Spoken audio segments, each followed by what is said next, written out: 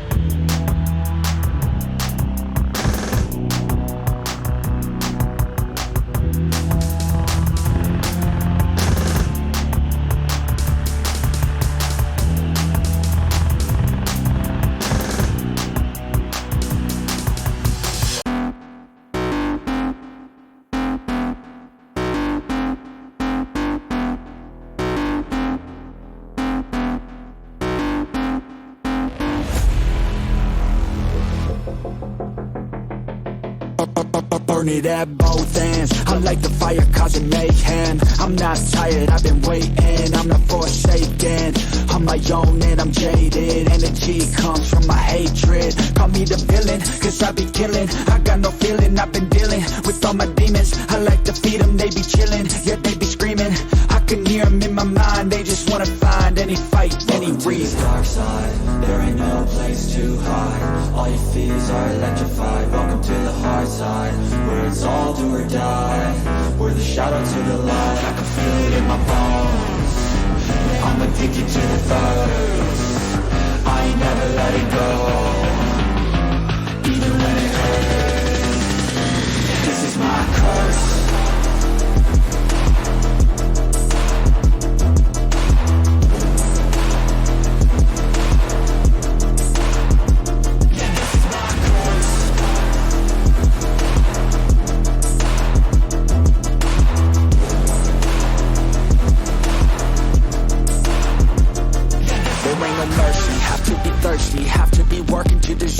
Adrenaline is surging, ain't no serving. I'm the king, bring me everything that I've ever wanted, that I need. I believe I could be anything, watch me.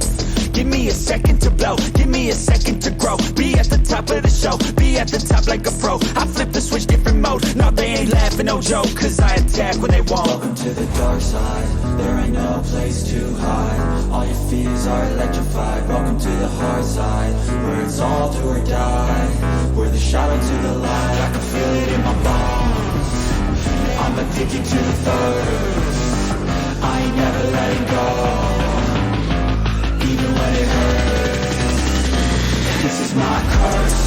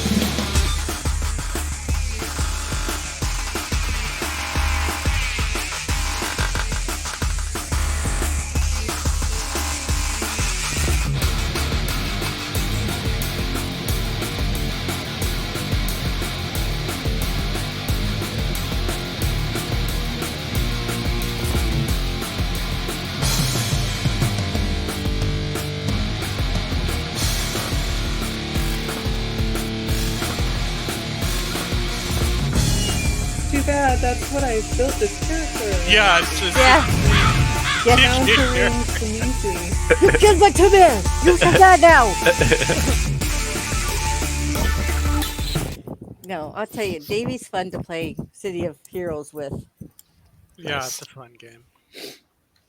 Okay, we are back. We are live once again. Ta-da!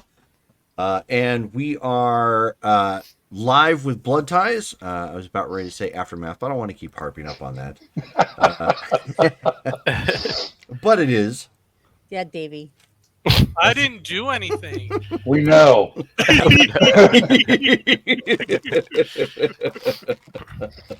Hey, Dale, you have a reroll. Oh, okay, cool. Thanks. Okay, so while we are doing that, we don't have XP to do. Do we have whoever's taking notes today with that set up? Uh-oh. And Not are it. we Oh, we doing a Think recap? about that. I think I did. No, we the don't notes need a last time. recap. No, we don't need a recap. Davy had his character disappear and Lily got killed. The end. And Revis well, got killed. There was also the Oh, yes, and attack. Revis, this cartwheeling snake, got killed. Okay, Oh, we're recap. Yeah, We got XP for the month. nice. We I learned don't about the think, I don't think you Malkavian. need to get that granular. We got some information about the Malkavian Prince in Santa Monica. Yep. Oh yeah. The Baroness talked about making a formal Elysium at the Train Museum. Unfortunately, that did not work out horribly well later on. Okay, Ben and Seth were out clubbing before they came back to the train station. They were at Noah's Club. Seth, at that time, was looking to upgrade her musical connections. And Jesse and Jim came back to town. Revis and Damaris alive at the train station. Revis is still in a wheelchair and missing all of his lower body. Henri arrives, driven by Skeeter, which was somewhat odd, but okay. The Baroness arrives with Colin, who took up security on the outside. The group learns that the mummy in Seattle is tight with the Seattle Prince, which was talked about a little bit. No one's happy about it because Trish is still there.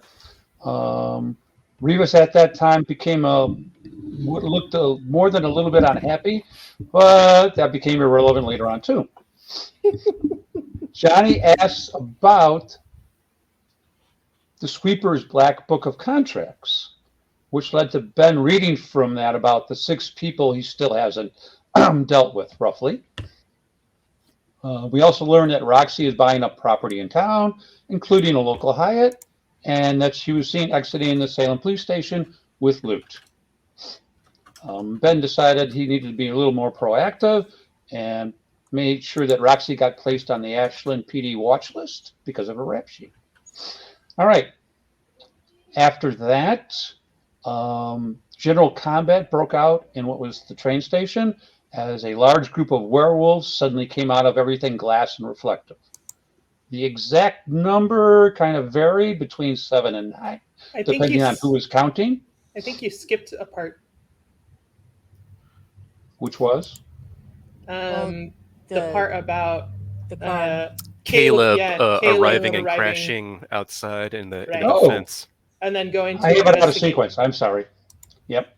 Yeah. Sorry. Backtrack a second. Colin, who's outside, gets on the headset and tells Sophie that there's been a crashed car outside and he needs help pulling the body out because it's kind of wrapped up. A bunch of people run outside, start extracting the body. We learn it's Caleb. We get the body inside. Then someone decides to call Isadora. Isadora. And at which point things started to go into accelerated celerity travel mode. Unbeknownst to the group at the train museum, she and her entire group weaponed and armored up and were en route to the scene. The werewolves show up before the reinforcements do. Everyone inside is busy trying to defend themselves with mixed success. During the course of the combat, 3 werewolves die. Revis and Seth die as well. People book out any way they can. And Rachel, or Damaris, loses her cool, and decides blowing up the train station is the way to go. So she blows up the train station with certain numbers of werewolves inside. How that was handled, that took place in, I think it was downtime scene, Jerome, from what I just heard from Brittany. Sorta. Yeah. Okay. Brittany, of course, is muted, so. Yeah. So some of that was taken care of in downtime. I believe this is 2 days after that scene. Aftermath, we this don't is know. the day after. Day after.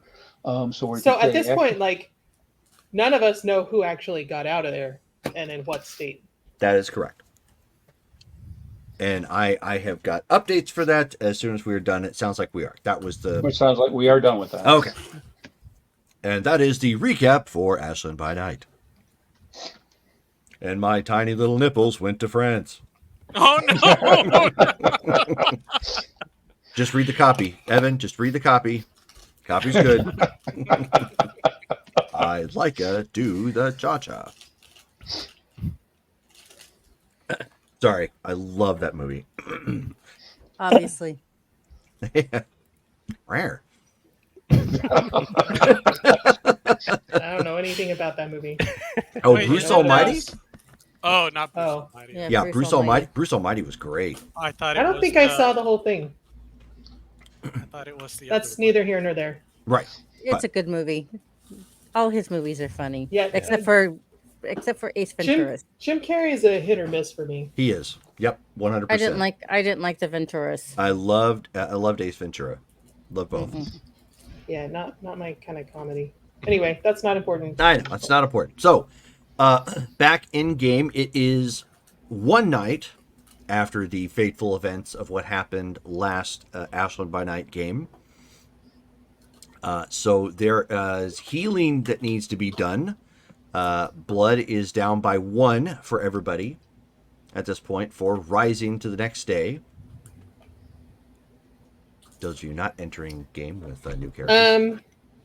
Don't forget character sheet. You said healing, so healing has not been done. Healing will need to be done, yes.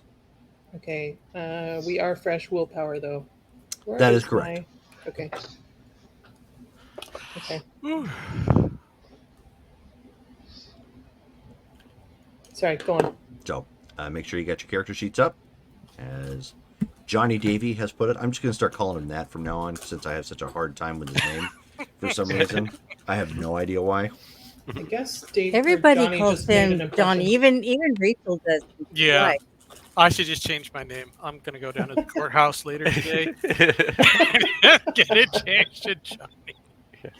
Then we'll start calling you Davey. Yeah, for real. Right. I guess I'll switch it back. Yep, exactly. Yeah, it's getting expensive. Make up your mind. Yeah. Come on, guys. So, obviously the next evening rises at this point, and Ben, obviously you rise the next evening. Yeah. And Alone. it is a lot more quiet than you're used to. Obviously, and this is a pretty big shift. Not even just from the previous night's events, but you're used to having the routine now of Cuddles being around and teaching Persephone, trying to get her, under wraps and teaching her, Tremere stuff, trying to get her more in line so that way she is, passes this thing that she had. So you're still kind of in that phase where she would wake up, had an alarm clock, had to wake up on time, and obviously nothing. There's a stillness there that is not sitting well. Like there's just nothing. You don't hear really anything going on in the house at this point. There's no music. There's just no real pitter patter of active feet of anybody at this point. It's just a big empty. Gotcha.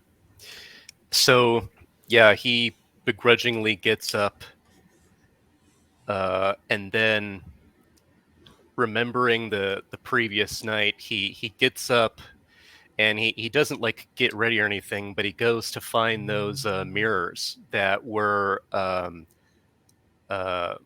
made. Yeah, the silver where, mirrors, yes. Yeah, the silver mirrors. So, and he goes there and he breaks them. He picks them up and he like bashes them and destroys them to make sure that they don't actually reflect. He then goes into his bathroom, breaks that mirror, messes it up, and he's starting to like go throughout the house to break every mirror that he sees. And so he's going into bathrooms and destroying them. Just anywhere where there's a mirror. Okay. He's messing that up. And so that obviously draws the attention of Cindy. Mm-hmm. As you are doing that, and you're like in the process of wrecking the mirror in your bathroom. Yeah. Downstairs wasn't quite as noticeable because it's downstairs, and that's a little bit more of a vault. Anything. So the silver mirrors get busted up, no problem, without any interference. But Cindy, sees that you're doing this, and she's just like, "Dad, what the hell are you doing?" It's not safe. It's not safe. From the Werewolves. mirror? I haven't told you about this yet because I didn't think it would matter. Last night, we were ambushed by werewolves. I know you don't know this, but they've got some weird ability where they can jump in and out of mirrors. There's this weird dimension they can move through. And they used that and ambushed us last night. Seth's dead. And Revis is dead. And she says, I mean, I'm kind of familiar with what they do, sort of. I mean, I don't really know like where they go. It was something that we knew to leave alone because they might accidentally show up in our side. But I mean, Persephone's dead? I killed her. I wasn't fast enough. And so she's just kind of like, taking that all in. She's like, that, I guess that kind of explains why her mom has been really out of sorts all day. Like she knew something in her gut or something. I don't know. She just seemed really depressed. Oh, wow. And then you hear this like really loud hammering on the door. Like a Stay here. And Ben goes downstairs. He pulls out his gun and readies it. He's got it like by his side, and then he looks through the peephole of the door. Can I tell who's out there? You see, without making the scene completely comical, based on the size of the individual, you actually see a chest, a female chest. Huh. So somebody is tall enough that it kind of, it bypasses the eye socket, the eye hole by a little bit. Gotcha. So he goes ahead and It's Sophie in really, really, really tall shoes. like, wow. No. I'm kidding. Yeah. So he goes ahead and opens the door slightly and then takes a look outside. So he's just got it like cracked open and he's looking. Okay. So as you kind of crack it open, you see Agaya standing there, but she doesn't look human at all. She looks like a gargoyle standing right out in the front. Oh, hey, why you? Jeez. Opens up the door. What's going on? Why are you just standing up? People could see you. So she pushes her way in. She says, "Relax, Sparky. Her magic's still on this place. They're not going to give this place. They're not going to look this way. They're not going to give this place a second glance." Closes the door and locks it. Well, he puts his gun away. What's going on? She she's kind of like looks around. She does not look happy to be here. Right. Given her feelings on the whole matter. So she kind of is a little bristly to begin with. And she looks around and she kind of shrugs that off and she says, well, I don't know if you know, but phone lines are largely down. Whatever they did last night, they also kind of jacked up the phone services. So cell phone reception's pretty bad. All right. Trudy sent me over here to start letting some of you know what's going on. Are we meeting anywhere that you know of? Heard anything in the grapevine? We better, she says, because there's a whole lot of weirdness coming, as she put it. She says, but, and again, she kind of looks around. She's half expecting a Tremere at this point to jump out and like capture her in a Pokemon ball and drag her off someplace. Like Yeah. she is just coming here was the last thing she wanted to do, very Right. clearly. And she says, look, I get it. I did not like your woman. Yeah, no kidding. It's you know, it's a thing. I'm sorry, and I know I'm projecting that right now, even though I know she's gone, and it's hard for me to get over. And she says, but maybe this is probably not the right time to bring this up because of how you feel about this, but I wanted to share this much with you before I leave. You can All right. not like where I came from all you want. I get it, and it's something that I struggle with frequently. I don't get some of the way you do things here in Anarch Land. I don't like the structure. It is, and she's just like prattling for a second, trying to come up with the words. It is, whatever. But there's a couple passages I think you should know about from our own code, and maybe this will help make sense for everything. All right. And she says, Article 4, all Sabbats shall keep their word of honor to one another. Article 5, all Sabbats shall treat their peers fairly, equally, upholding their strength and unity of the Sabbat. If necessary, they shall provide for the needs of their brethren. She says, Article 6, all Sabbat must put the good of the sect before their own personal needs, despite the cost. Article 7, those who are not honorable under this code will be considered less than equal and therefore unworthy of assistance.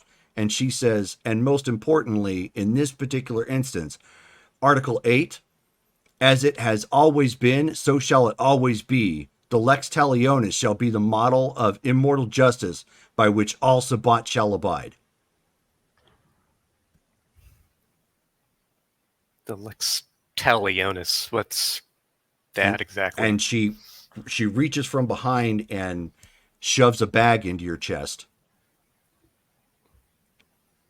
And it's a classy paper bag too. It's not one of those El Cheapo plastic ones. Okay. Opens it up and takes a look. So you see on the inside there, it's heavy, not like super heavy, but it's heavy. Like there's some heft to it. And as you open it up, there's 2 Polaroids in there. Yes, she went out and got like one of those Kodak Polaroid, like Instamatic sort of thing. Wow. And when you look at those, you have to make a humanity check at doing so. But I'll let you decide if you want to make it or if you want to skip it and just drop the point. I guess I'll go ahead and try to make the check. Go ahead. Darn. So make your conscious check, difficulty 7. Okay.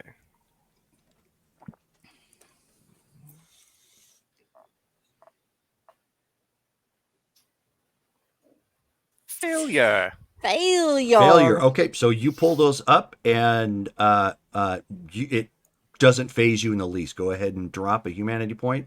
Okay. It's 2 individuals who have been given the Vlad Tepest treatment. And they're separate. They're not like together. There's two separate Polaroids, giving the impression this was taken at two separate ends of the town. On the inside, and this is kind of gross, you see that there's a pelt in there. And just below that are a set of spiked brass, or a set of spiked silvered knucks. And she says, Lex Talionis is Latin for eye for an eye, bitch. Yeah. Yeah, good call. All right. She says, Thank you, Trudy and I. Acadia. She says, Trudy and I met. She says, Trudy and I met up with some last night who were poking around the city, and I got special permission to post those up at either side of the city, letting them know this isn't their dumping ground. They're gonna pay. I'm liking it. Good. We should meet. All right. If you can make your way around town, let everybody know we've got to meet up at the Dragonflugel. Figure out what we're going to do. Set up a plan. Battle plan. Can't let this slide. Oh, it won't. All right. Well, thanks for the... Is this silver on here? Yeah, you're gonna need it. Yeah.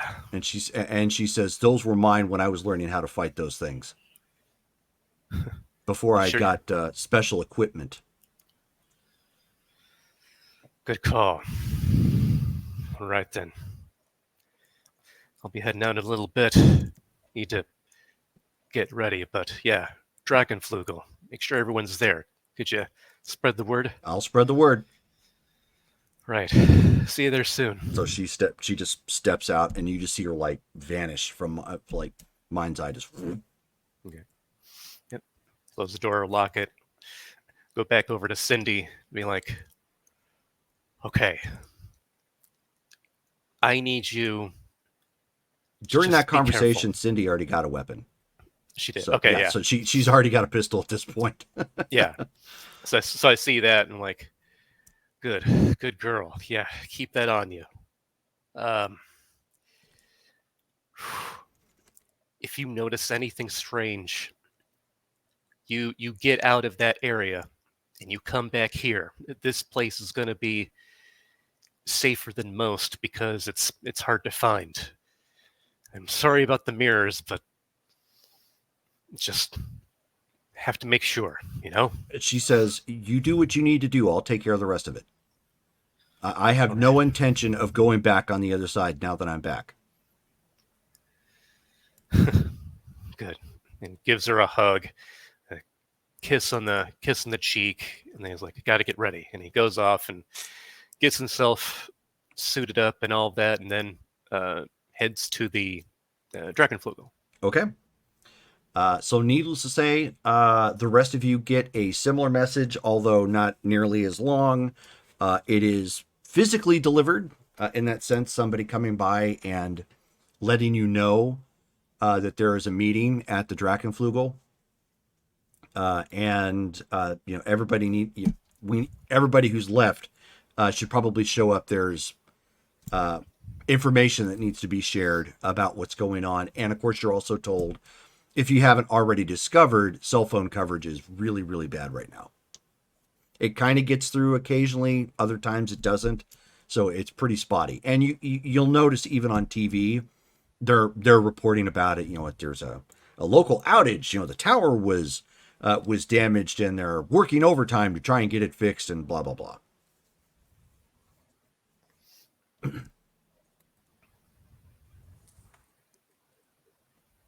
So, and that would obviously include Sophie and Johnny. So I take it then you two are showing up at the Dragonflugel? Definitely showing up at the Dragonflugel. Okay. Yeah, I guess, Jerome, how much do I know about what you told me last night? You At this point. you probably have a basic gist, but some of that's going to be covered right now. Okay. So All right. So I'll wait to. I'll hold my action. sure, okay. I will delay my action. So as you guys show up to the Drachenflugel, it is not currently open for business.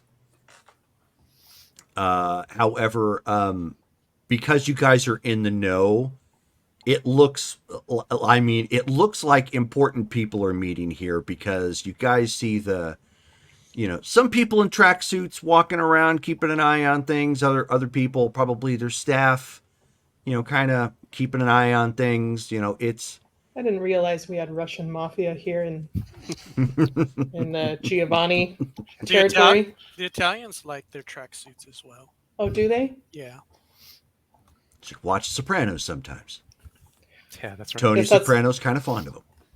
Guess that's what they wear in their off time. Yeah. Yeah, the yeah, Giovanni. exactly. It's their off-duty outfit. Wow. Yeah, You know, they're really pulling up. Yeah. So, but needless to say, there's several people on the outside that are keeping watch out. And as you approach, you're individually let in and checked briefly. If you have weapons, you keep them. They're just making sure what you have, just for diligence sake.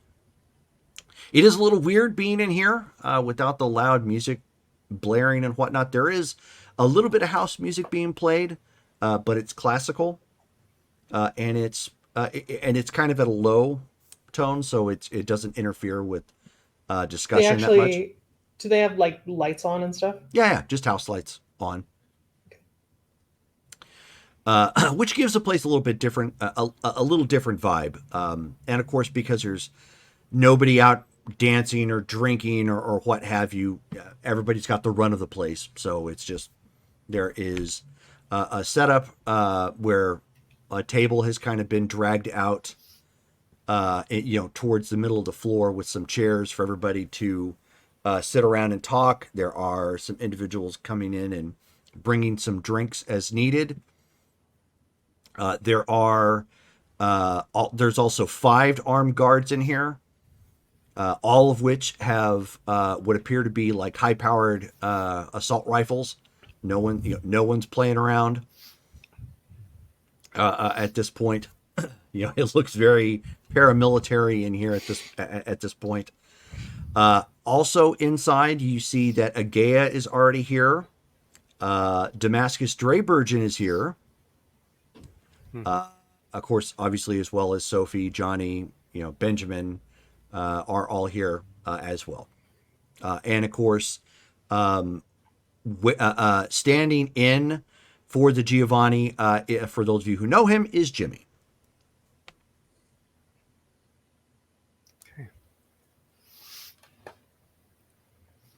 so then Ben, walks up. Hey, everybody. Good that you're here. All right. So everyone's heard, of course, of the downage for the cell phones. So that's going to be kind of rough. We're going to be camming it up, I guess, for the meantime until that's fixed. Don't know how long that's going to take. Anybody here have ins with those types of crews? Do we know how long that's going to take? Anybody? No idea. I think the latest report was they're working overtime, so could be a week, could be 3 days, who knows. I don't even know how they pulled it off.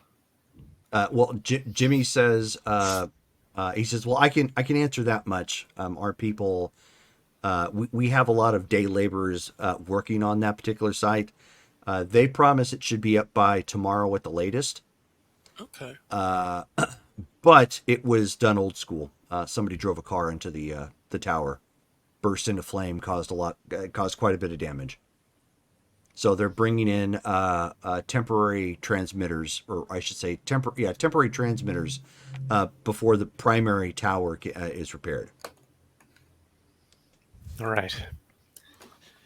At least we'll have that relatively soon.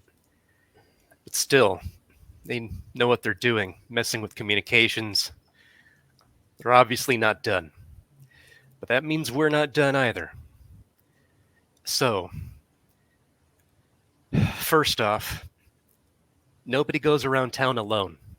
Can't afford that. Anybody who's got silver or fire or claws, anything like that, you got to carry that with you. Mirrors, got to be aware of those too. These bastards can just jump in and out of them like it's nothing. It's just their playground. Everyone's got to have their head on a swivel. Who knows how many more there are? That's one thing we've got to find out. We also have to find out why they bother to even attack us. We were supposed to have a treaty, and those pieces of garbage just broke it. And he goes ahead and like slams his fist down on whatever table he's got, probably breaking a piece off. Oh yeah, snap.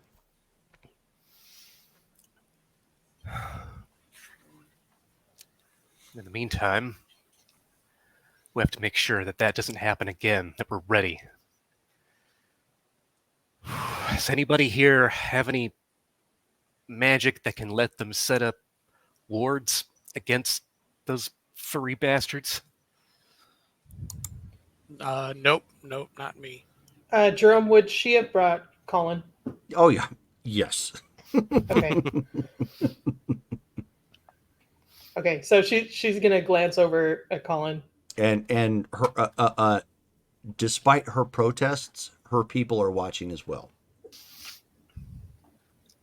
Oh, right. Okay. And again, this is when I ask, am I aware of the stuff that you told me last night? You'll be aware of a little bit of it. Damascus is here to help fill in the gaps. Okay. Okay, then I will continue to hold my action. Okay. So with that, Damascus says, I've got a couple of things I would like to bring to the table here for the rest of you. So I know word is starting to spread, and thanks to Agea, which Agea actually kind of gets a little chipper despite, the mood at that, thinking very favorably of Damascus' approval. He says, we've received word that Ashland is having a special Elysia tomorrow night, a night of arts to be rivaled by any Toreador found within the Western Hemisphere. And if you look over at Sophie, you can tell that she is pissed. We can't have an Elysia now. We're under attack. What the hell? Who set that up? And so he shrugs. He says, I can't say that I know. I have people looking into it, as does Trudy at this point. As soon as we were made aware, we pushed the information forward. I can advise that I have been able to suss out some of the individuals who might be in attendance tomorrow. However, and they are not here currently. I have them, I don't want to say detained, but taken care of for the time being. Two who have already arrived. Their calendar, they got here early. They arrived by train. Train does not, or passenger train does not service your city. It actually services mine. So I brought them over to ensure that they made it here safely, which would be the Toreador Noël d'Artois from Paris, France, and his childer, Thomas Gardner. Okay. Baron, is there anything you can do? Like, can you tell them to shoo or go to Portland. Uh, Then I wish. Unfortunately, they've come a very long way, and they're rather significant people that are on their way here. I can only expect that somebody has set us up to be humiliated and embarrassed. And if we don't pull through on this event, Ashland is going to be a laughing stock of the cam more than it already is. And I particularly am going to look extremely ridiculous amongst my clanmates. So I spent the morning conferring with Isadora to see if she could help us out. She's got a better eye for this kind of thing than I do. We just need to pull it together and somehow not get everybody killed in the process. where are we even going to hold it? Like nowhere is safe. So at that point, Jimmy, looking around, kind of sees his opening, like, ooh, sort of thing, kind of eager to help. And he says, I know I'm not an anarch, but Galen, you need to close your door. can, Oh. can I weigh in? Sorry, I thought I muted myself. Jimmy is not Kalen, FYI.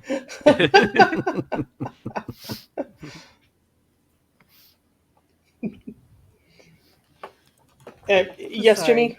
He says, Baron, if you don't mind me suggesting, we have the speakeasy. You could, I could open up one of the event rooms there. It is, you could distract them with gambling and entertainment from there, and it would be safe. It's under, obviously, Giovanni protection. It's definitely a good first foray. We have a few. I mean, she looks to Damascus and says, "Do we have an idea of the parameters of the event that they're expecting to see?" He says, if I know the clientele, they're expecting to see art. They're expecting to be dazzled by something only Toreador can provide. So the venue is not. The venue is obviously a part of that. My suggestion, however, would be not to use the Oregon Shakespeare Festival building. It is much more difficult to secure because it's open air. So we need to find a bunch of pieces to set on display. I am currently working on that. I have a couple of things I could show if it comes to that. Excellent. And perhaps there could be performances offered. I'm certain guests may want to contribute as well if you were to ask. So that might be a way to round it out as a sort of clan showcase. I suppose that's a good idea, actually. Most Toreador are more than happy to show off. And she looks a little embarrassed when she says this. But that would go a good way to extending the olive branch on top of whatever else they experience here. Were refreshments promised? Refreshments are typically a part of this type of salon. However, Perhaps we'll have to find some herds or blood dolls or something. I'm certain you can. That would be likely easier in the short term to accommodate. I think you should focus more on what you're going to do about the venue and the entertainment. And he looks to Jimmy and he says, "I realize this is a Giovanni establishment, but I and my men are willing to assist in the protection of the venue should the Baron here opt to use it." I think it's a pretty nice place, and like you said, it's easily defensible. I think that's a good move. Yeah, and Jimmy's like, it is also more private. And we have ways of locking the place down in a much more secure fashion should things go awry and threaten the masquerade. So maybe we can give it an air of exclusivity, sort of. I could do something like that. It would not be unheard of. We tend to have some high rollers come through who value their privacy. I could spin that. That would be a really good start. Um, what else do we need? He says, well, the to prepare for the guest list. And he says, I'm certain that there are ones, as this has gone out non-electronically, but I have been able to ferret out some based upon the rumor mill.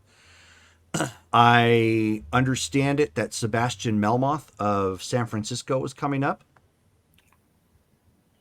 And do we all recognize the name? The only one who would have a chance at that is you. Okay. Do I need to roll for it? Do you have clan? Do you have Camarilla lore? Yes, a So, little. Intelligence and Camarilla lore difficulty, we'll say 8.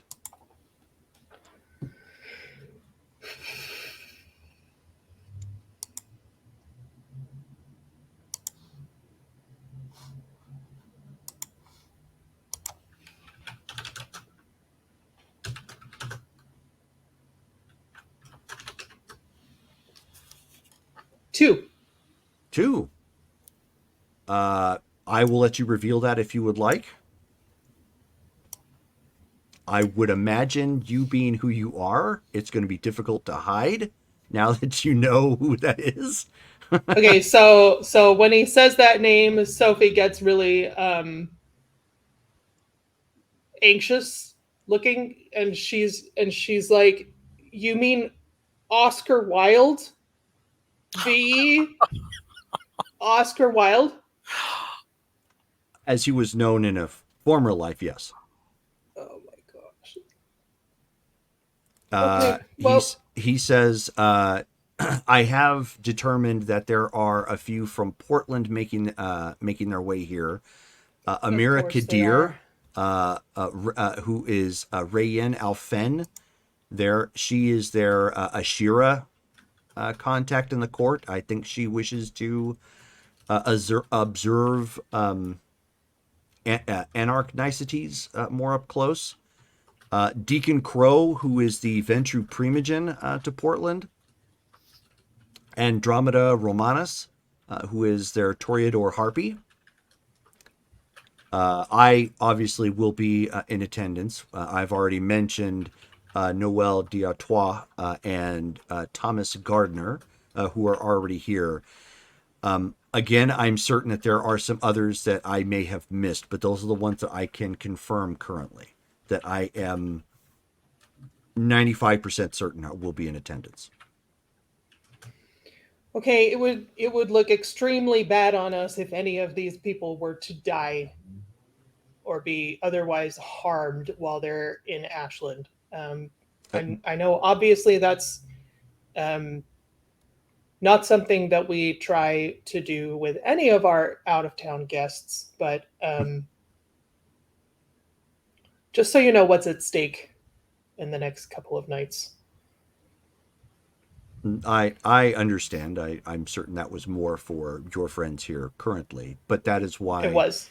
That is why Trudy and I are taking a more direct role in the events unfolding currently to ensure that this goes over without a hitch.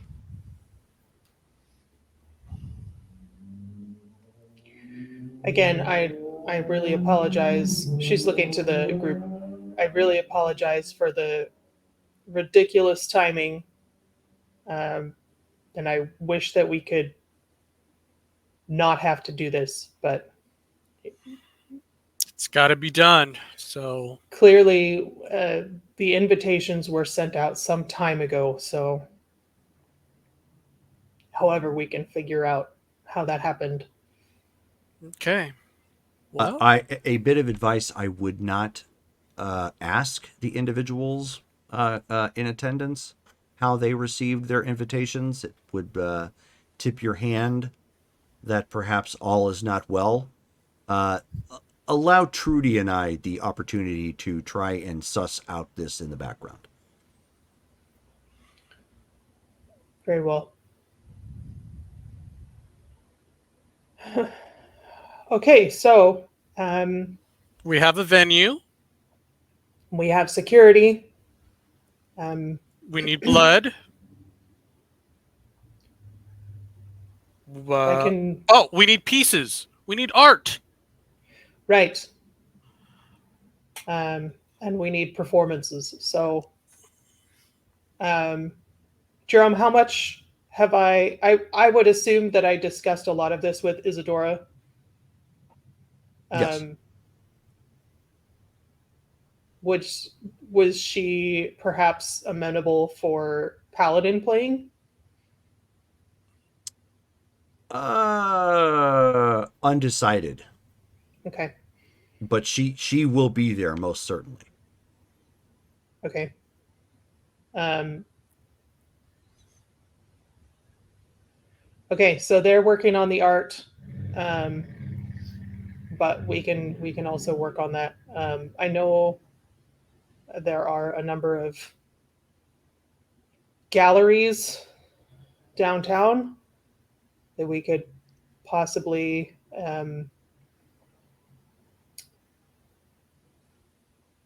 commission to show to a. I'm sure a number of the galleries would be happy to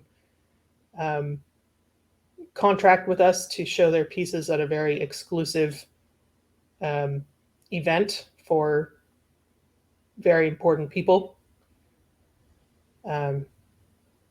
She says, "Don't forget your friend Lettice. She happens to be connected in that particular venue, from my understanding." Oh, that's true. She used to have that art gallery too. I can try and reach her. Or if doesn't she live with Trudy right now? She does, yes. Well, I can try and reach her. Since I'm sure Trudy's got her own things going on her plate.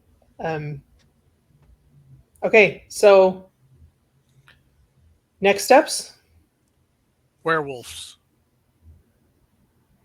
And so Agea at this point grins.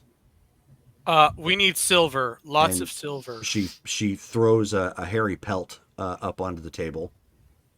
Ugh. Ben smiles a little bit. What is that? Looks like a weasel. And so she kind of looks at you and she says, "That's a werewolf pelt." You got one?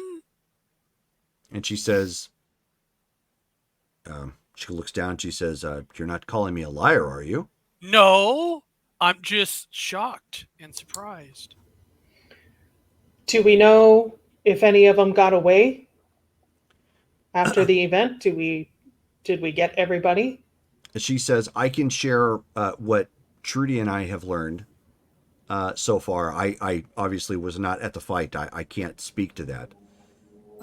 But after Trudy and I ended up waxing two who were attempting to jump pain-wise with some delivery of some kind,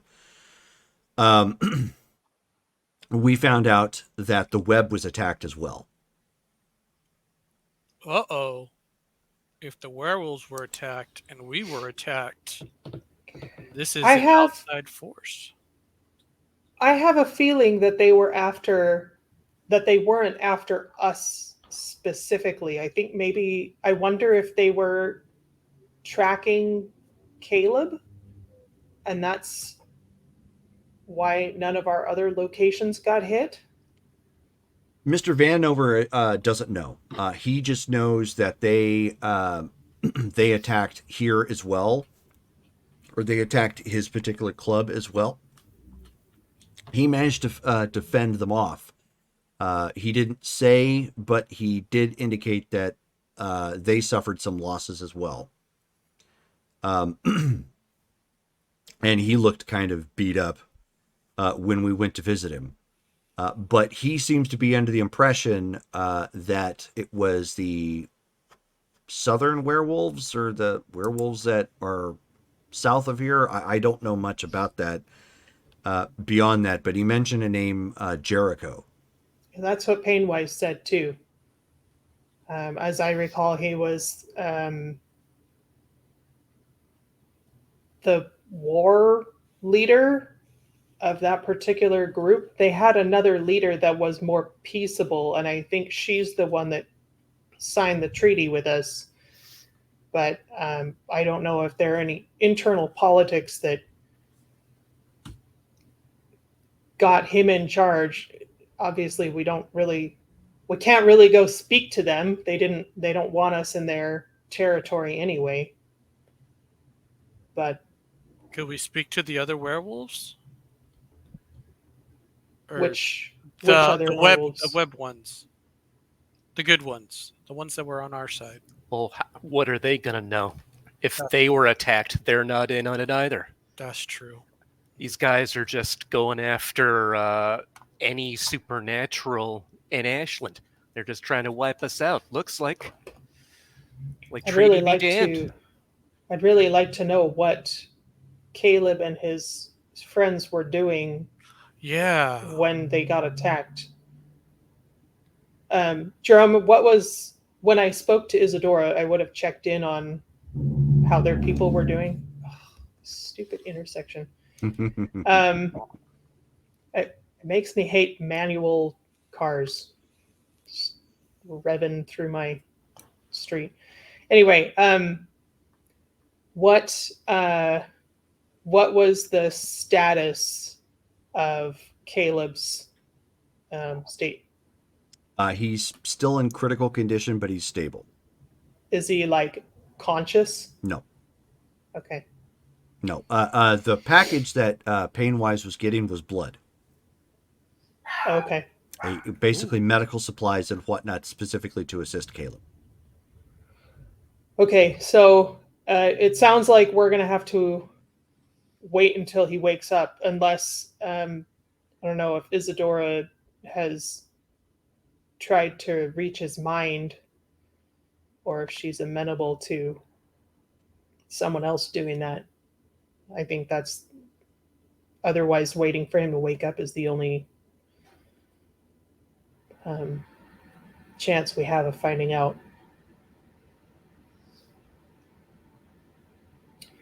Unless someone were to actually go to the territory and see how many of them are even left. I mean, if they are actually still, in one place. I'm confused why we're not talking about how we go south and kill all of them. Right? That's what we should be talking about. Can we really trust them now? They just broke the treaty. We go down there and we set fire to every ounce of forest that they've got. And when they flee, we pick them off.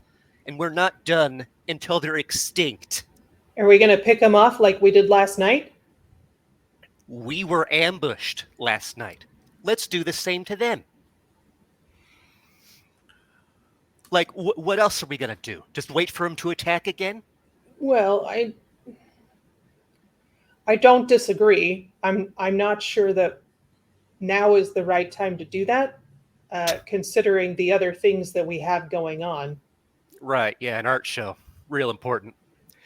Because we really care what the cam thinks of us if we can't put on a nice show. We just lost people last night.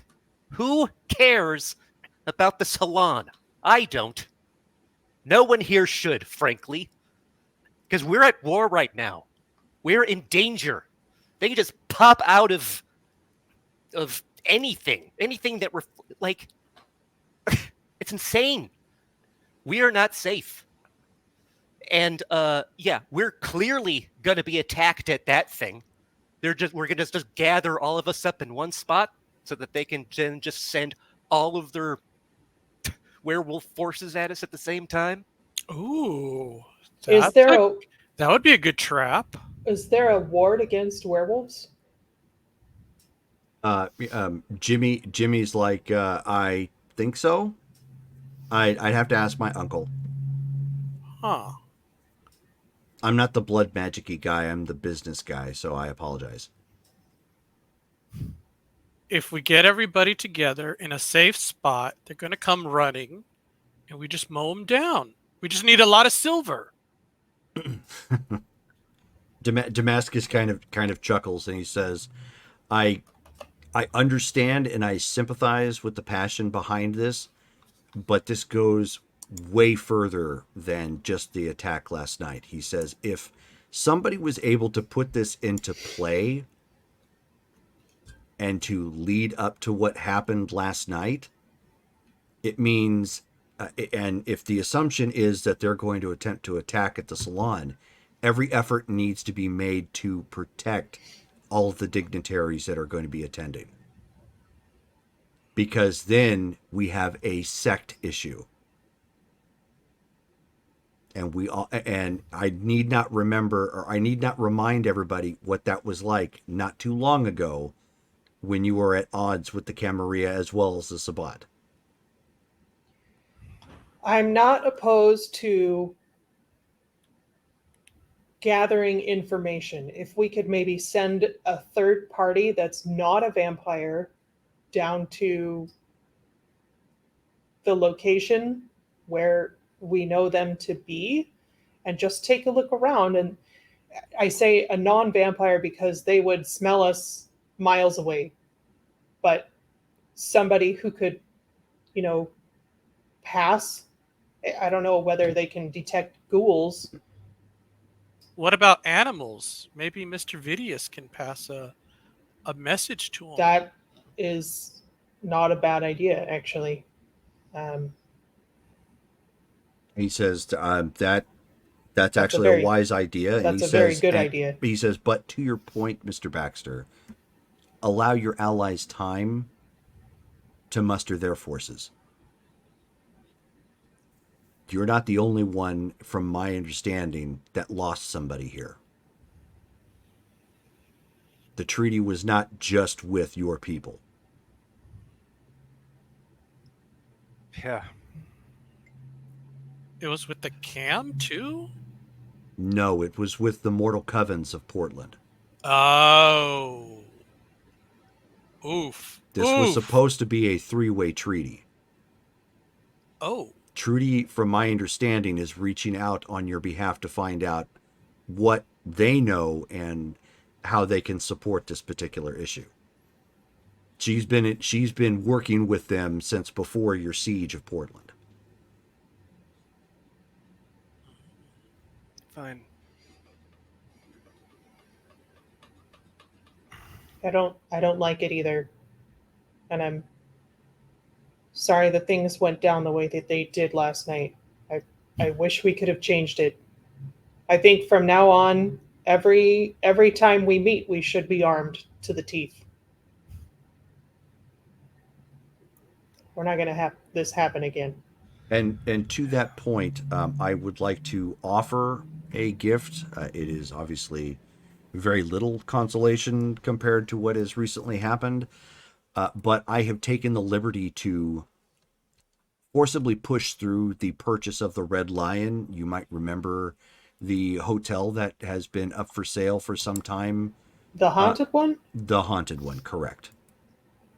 I have people currently working overnight to refurbish it. I am offering it up to anyone in the city who wishes to purchase it from me at a good price. Again, it's more of a title change than anything. I'm not looking to obtain anything from it, but it might be something you could use in a pinch for additional housing as well as a more protected Elysia, as it would be a building you could operate from the ground up as opposed to inheriting something with all the other problems it might come with. Are you planning to bring it back into business, or is it still? That is the intention, but the intention was more to give it to one of you. I do not wish to encroach upon Ashland in any fashion. I have Klamath Falls. I'm just thinking maybe we should make our next Elysium someplace that's uninhabited. It does not need to be open for the time being. It could be something you use while you work on it.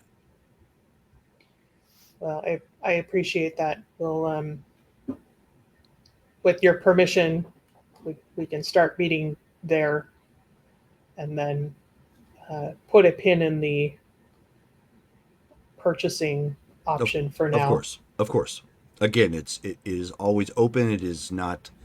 I'm not putting any sort of time sensitive delay on such a matter. Okay, we got a hotel. Nice. Oh, and and I should also mention this is also to help with the accommodations that you have from the lodge outside of town. Trudy has told me that has been used from time to time with visiting kindred who have come to town because they have tailored it for those tastes. As it is fairly far south, it was at my advice, given the fact that these werewolves are potentially in that vicinity, it not be used for that for the time being. It makes a lot of sense. So anyone who's been staying there has been relocated? No one is currently staying there, from my understanding, as of this point. But would that be the case? Yes. The visitors who have come into town have found accommodations at Century Media Studios. They have accommodations there? It was put together hastily, but yes. Interesting. Well, okay. Well, that's been a big help. Okay, so it has a certain Toreador flair. I'm certain that you could appreciate, and two Toreadors come into town might find it oddly quaint. Okay, so what is our? You said you had these early guests put on ice. That would be a vulgar way to put this. I have merely helped provide them with some lodging. My advice to you would be to get in front of this as quickly as possible, and perhaps get introductions out of the way, and then ensure that their safety. I don't know if you wish to let on the problems that the city is currently having. It doesn't appear to be information that has made itself relevant outside of town. Otherwise, this might have affected the attendance. Yeah, I think we better keep that on the down low.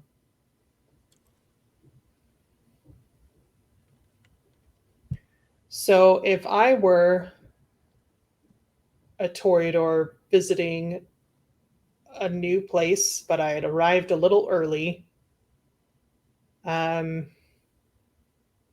suppose I would expect to meet the authorities in charge, and then I would probably keep to myself until the event, or I would look around at the city. Ooh, that's not going to be good. They can't just be walking around. Maybe we should give them a couple of specific locations to recommend that might keep them out of trouble. Yes, for their safety and the well-being. Well, Trudy and I are providing them with some additional security, so they will not be going anywhere currently alone. Okay. All right. Well, Silver, We need tons of silver. Silver bullets, silver swords, silver spears. Where do we get any of that? I don't know. Does Trudy have like a silver mine that she owns? Not that I'm aware of. You should But, probably call Aunt Trudy and see if she has a silver mine. Hold on, let me call Aunt Trudy. 1-800 Aunt Trudy. Yep. and So and your you get your the phone goes. boo-doo-doo. We're sorry. The number you've called is disconnected or no longer in service. Oh. Well, that was a bust. If you feel you've reached this call in error, please hang up and try your call again. Thank you. You know,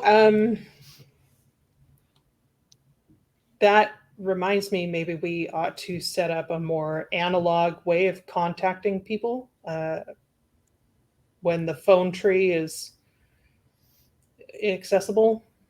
Maybe like a rats or birds with a message. I can get a message sent to Mr. Vidius. He can probably help with that. He's got some birds that can fly around. You have a way of reaching him besides phones? At the back of Forfeit here, I have an arrangement with them where he will occasionally look at the fireplace behind, and if I have any message sent there, they'll pick it up and he'll respond. So I can get information to him. Do you want to maybe have one of his crew go check out the werewolf encampment? Yeah, I'll put him to work. He'll have his animals on overtime, sounds like, but what do we need to do? Yeah, Okay. so I'll reach out to him. And then in the meantime, I don't know if you want to meet the new guests, but I'm not in the mood for making merry. But at least current state of mind is not off-brand for Bruja, Right. so they wouldn't necessarily pick up on anything going wrong. Right. And you said we shouldn't go off alone, so Yeah. Where are they staying at? I can welcome them to the wonderful family we've got here in Ashland. Damascus says they are currently at Century Media Studios. that's right. I can send a runner there to bring them here to make things easier since this location is already secure. That'd be great. Okay. All right. All right. So with that, let me get first to Anastasia. I wonder if there are any new vampires in the city. Hey, That Jill, is- I sent you a message. That is called foreshadowing. Yeah. I saw. How could you guess? I know. Was it by the other two people that are in the chat who haven't spoken yet? Right. Is that where you got that idea? A new challenger approaches. Yeah. Okay, so Anastasia Christian.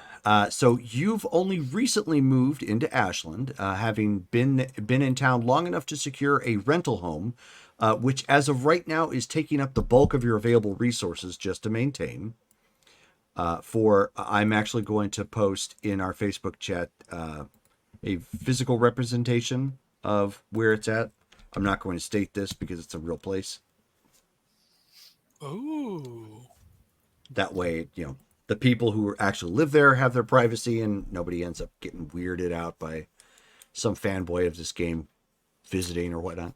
The neighborhood is nice with signs that warn about neighborhood watch being in effect.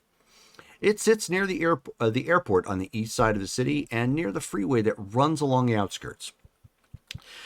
Unfortunately, remaining informed of current events is something you lack, and the last rumor you heard was that there was a club in town that Kindred sometimes frequented, and before you moved your people in the health services and police, it would be best if you met with the Baron or someone connected, or run the risk of really making somebody angry with you. As we open up with your scene, you are outside of the Drachenflügel, a popular nightclub built into the remains of an old church that carries with it much of its Gothic architecture that has made it stand out over the years. You, of course, already have the description of what's going on the outskirts. Yeah. She's going to check her phone. Okay, so yes, it's obviously on the fritz, not a great signal. So she will approach the front doors. Okay, so as you approach, there are two guards kind of standing out front. One of them holds their hands up, and he says, "So, who are you?" My name is Anastasia Christian. I am a newcomer. Just recently moved into the territory. They look kind of back and forth to one of the territory. This place stopped being a territory like the 1800s, lady. Under my understanding that this is an anarch territory. Okay, so they kind of look to one another like, oh boy. So wait here, please. So Thank you. They kind of tap their ear real quick, and then Jimmy gets a message, and then he looks to Sophie and he says, Baron, our people are telling us there's another Johnny out front. No, I'm here. I'm here. Oh, sorry. That's our code word for a person not in the know. Oh. If you see anybody that looks like him that's not him, you should definitely be suspicious. But that's why they're calling it in, ma'am. But they're throwing terms around like, I guess, anarch or something and territory. Oh, okay. They can confirm that they're one of you, but they don't recognize the individual. All right, I guess. You want to let him in? Pat him down and show him in.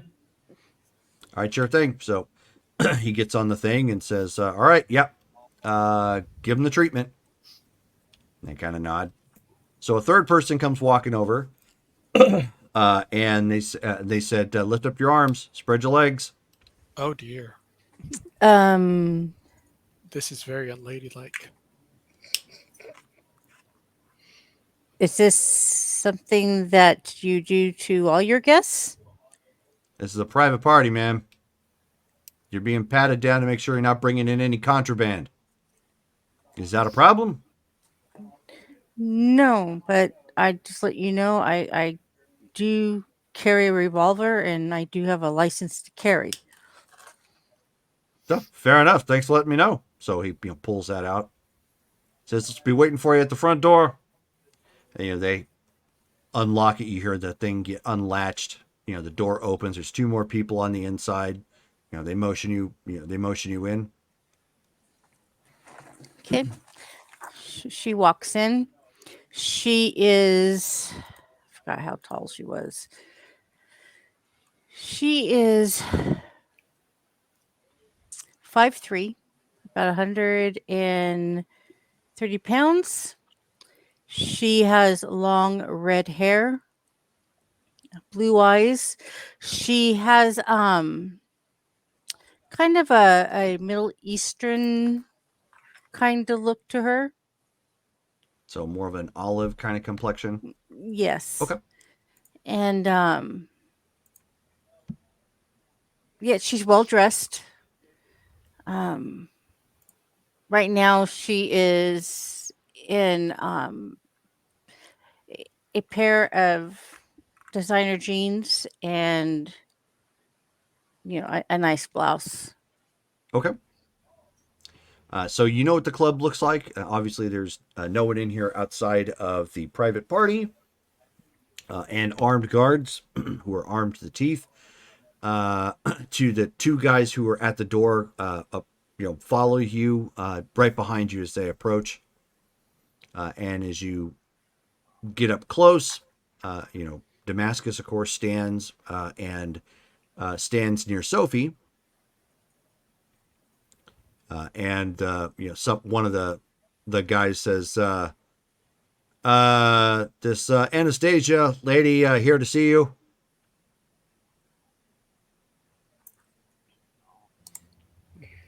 Sophie will do a aura perception. Okay. Revis would be so proud.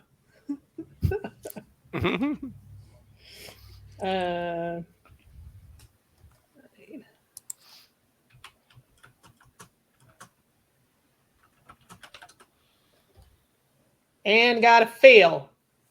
All right. So there are colors. You're just not certain what's what. You're unable to make it out. Maybe if she stepped forward and you took a little time to focus again, you might be able to pull it off, but you're not coming up with anything right now. She's going to lean over to Ben and just say very quietly, I can't get a read on her. Do you want to take a look? Yeah, I'll give it a shot. So Ben goes ahead and tries to figure out her aura. Dokily. Empathy. Okay, there we go.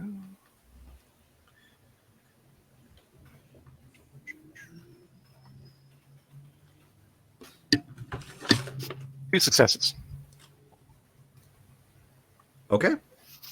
So she is clearly. Wait a minute. Let me double check.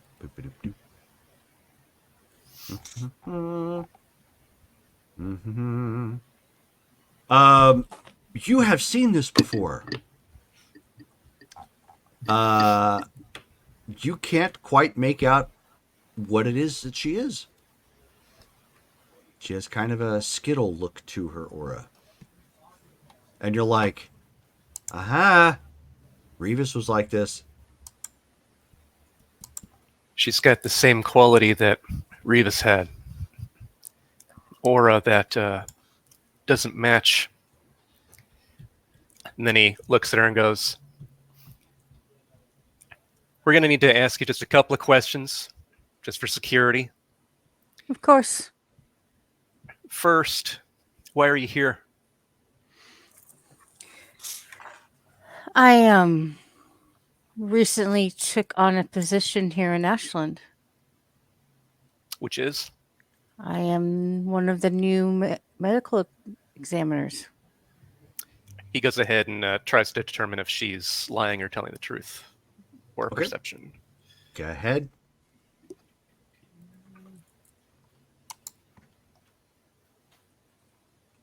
Three successes. Okay, 1 second.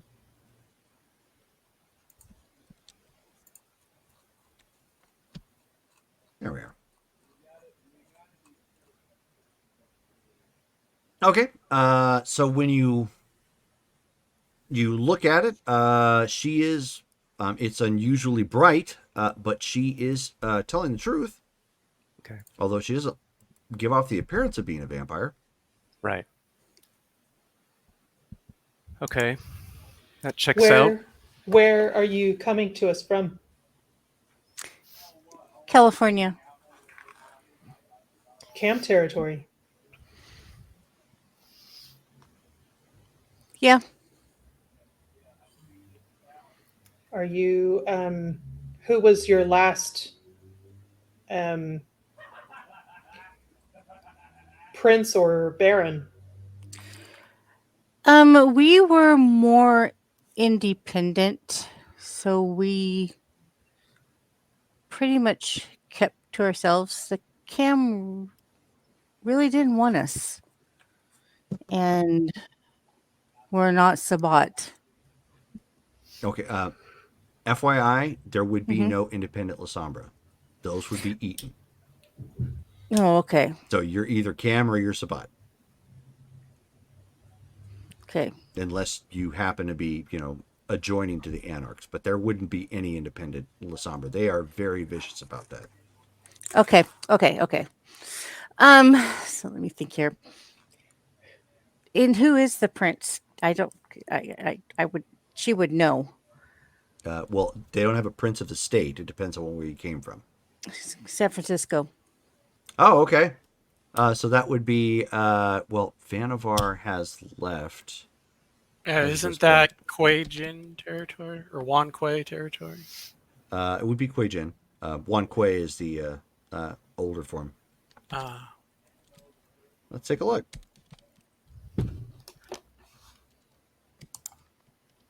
Because Vanavar has moved on. Vanavar is no longer there. Good riddance.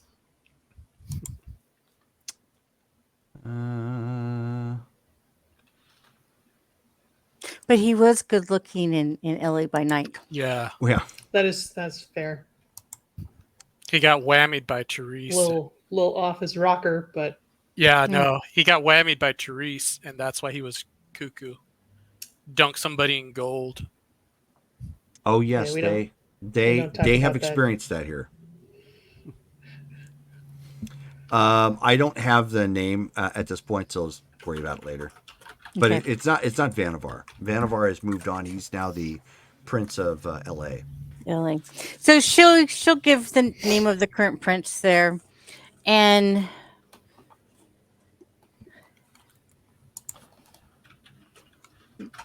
I'm no longer part of the camp, and I was told that this was Anarch territory, and that I would be welcomed here. And I was to seek out a Baron Sophie. that's me.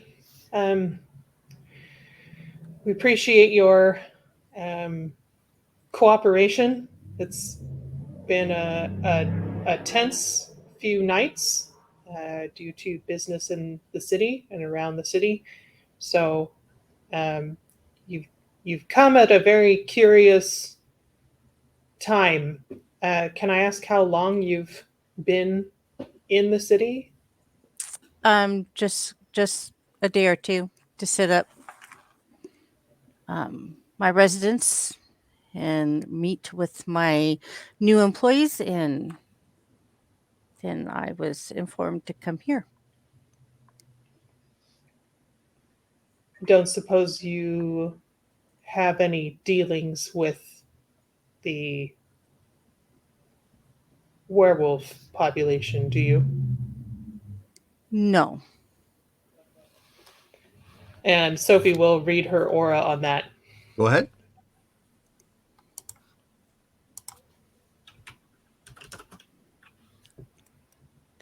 Our kind tends to avoid their kind. 2 successes. And what was the question again? Dealings with werewolves. Okay. Yeah, it's true. She's Okay. being truthful. She's not coming up as a vampire. She is a very bright and vibrant mortal, but she is telling the truth.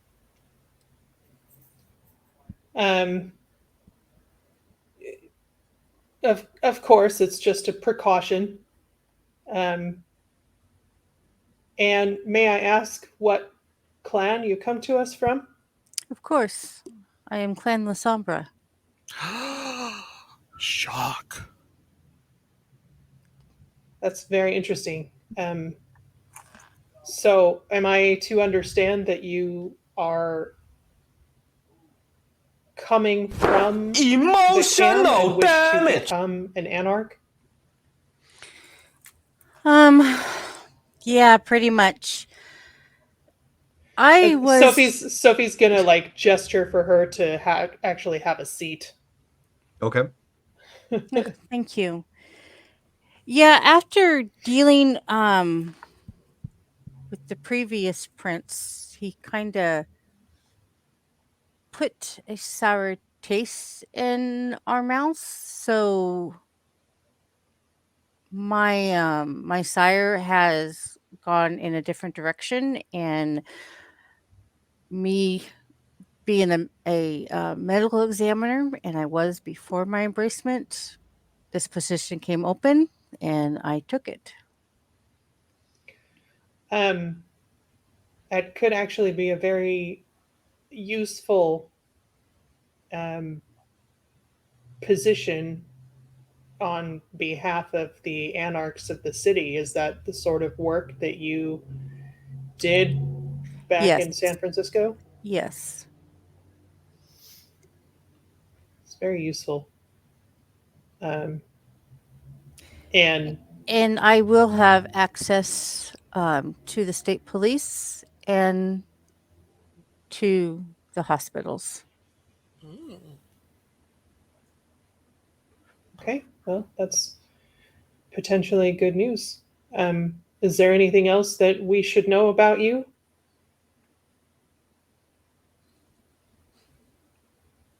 No, You don't come with any uh, particular enemies chasing you down or likely to follow you here?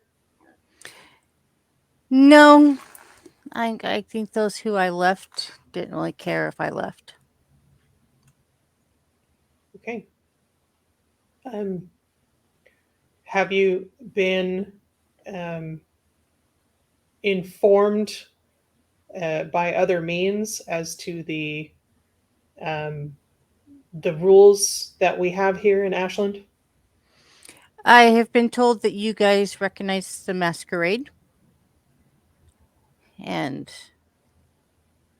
yeah, that's not a problem. Okay, we do have a few minor differences compared to the way that things are run in a cam city, but um, if you're used to those sort of rules, then you shouldn't have a problem here. Yeah. Wonderful. You have any weird feeding restrictions we should know about? Anything that's gonna mess with people or draw attention? No. Good. Well, as you know, I'm Baron Sophie. This is my sweeper, Benjamin, Pleasure. and this is Johnny. Hello. Hello. So, what have I walked in, and why did you ask about werewolves? There was an attack very recently, and we're still sorting out a lot of the fallout. It's an active investigation. So Would you she can wish understand. she would have heard the news about the train station, wouldn't she?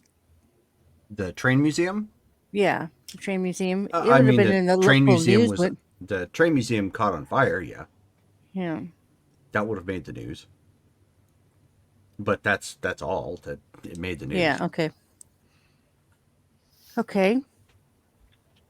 Yeah, like I said, our kind tends to stay away from their kind as much as possible. But They they're did also supposed to stay out of the city, and that's not what happened. So you can force them to stay away? no, We I had a treaty Interesting. and they broke it. they typically do not like to come into the city. It's a they're like tree hugging types. Okay. There's too much Civilization. civilization. It's a good way to put it. So it typically isn't a problem if you stick to the city, but as I said, special circumstances that we're still investigating. Okay. Well, I will provide as much support as I can. We recommend you keep a low profile for the time being and cover any mirrors around. I don't have a need for mirrors since we Of don't see course, our own reflections. So, um, that's actually rather convenient. Good to know. Um, okay. Do you have any questions? um, no, not at this point. We should probably get your contact info. Keep you up to date on things. Yeah, I have no signal. Nobody does. Yeah. It's another part of the uh, attack. We're working on it. So, was this just primarily focused on you, or you just got wrapped up in We're the not sure crossfire? yet. We're not sure yet. They hit a few different groups. So we're trying to find out why they even did this. They were never even supposed to come into town, but they did. Well, Right. unless they're going to claim it as their own. uh, But you said they're the tree hugging type, so that doesn't really. Right. I mean, There's no reason that they would want to hold the city, yeah. I mean, except there are perhaps to. kinds that do, but we tend to leave them alone. So, as you say. So Sophie will give her a brief rundown of like locations in town that like have anything to do with us. Okay. Like the Giovanni have this territory. This is a good place for you to hunt. This belongs to so and so. That sort of public information, Okay. Sounds good. and like a brief synopsis of the rules as they differ from CAM.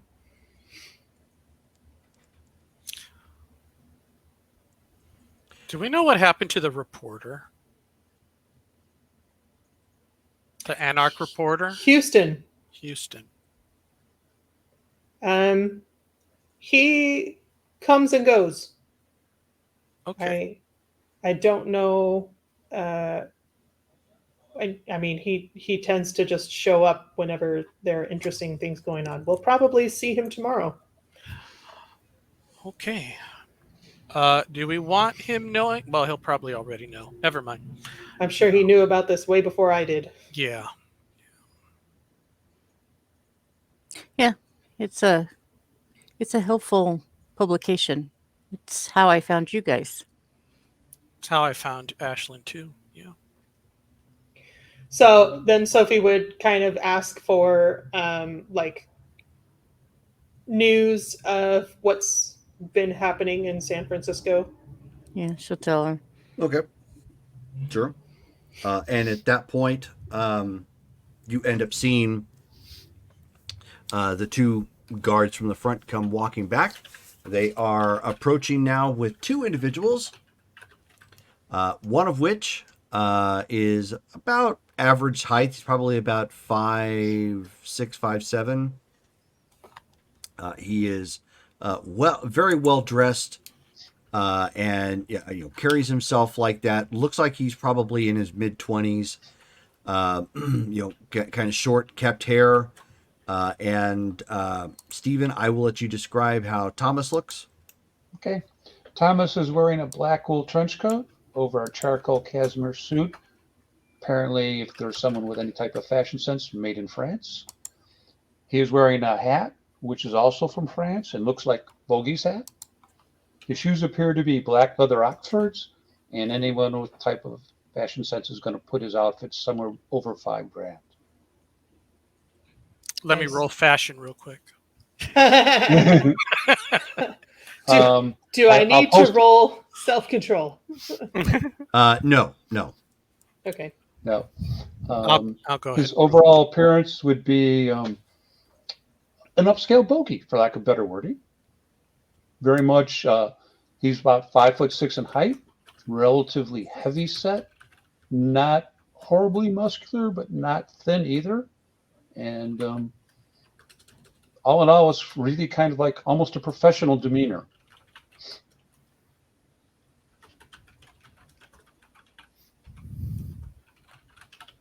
And so they approach the guy. The guy just alerts you that they're there just by obviously approaching.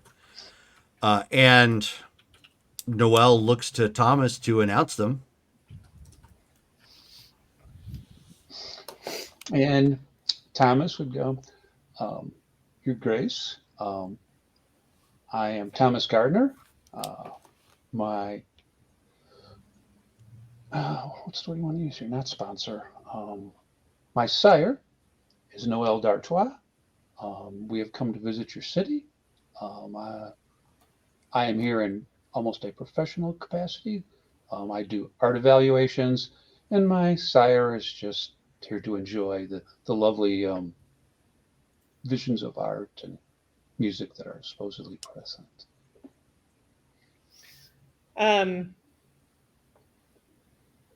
Would Sophie have heard of Noel? Go ahead and give me a wits and Camarilla lore roll, difficulty 5.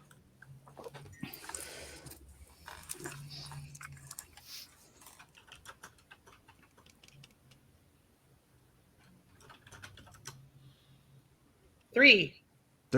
Threve. Let me get it pulled up again real fast. I actually hunted that down, that reference that you were talking about. Oh, Threve. It's a pretty funny Yeah. one. Yep. That's not even a real number.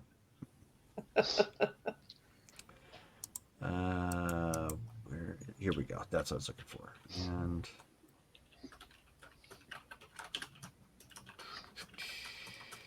oh, you know what? I think I have it written down.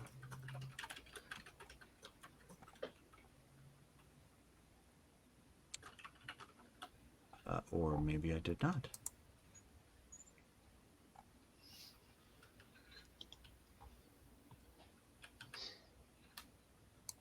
I did not. Okay. Yes, you have heard of him. Oh, I think I'm almost there. Hold on one second.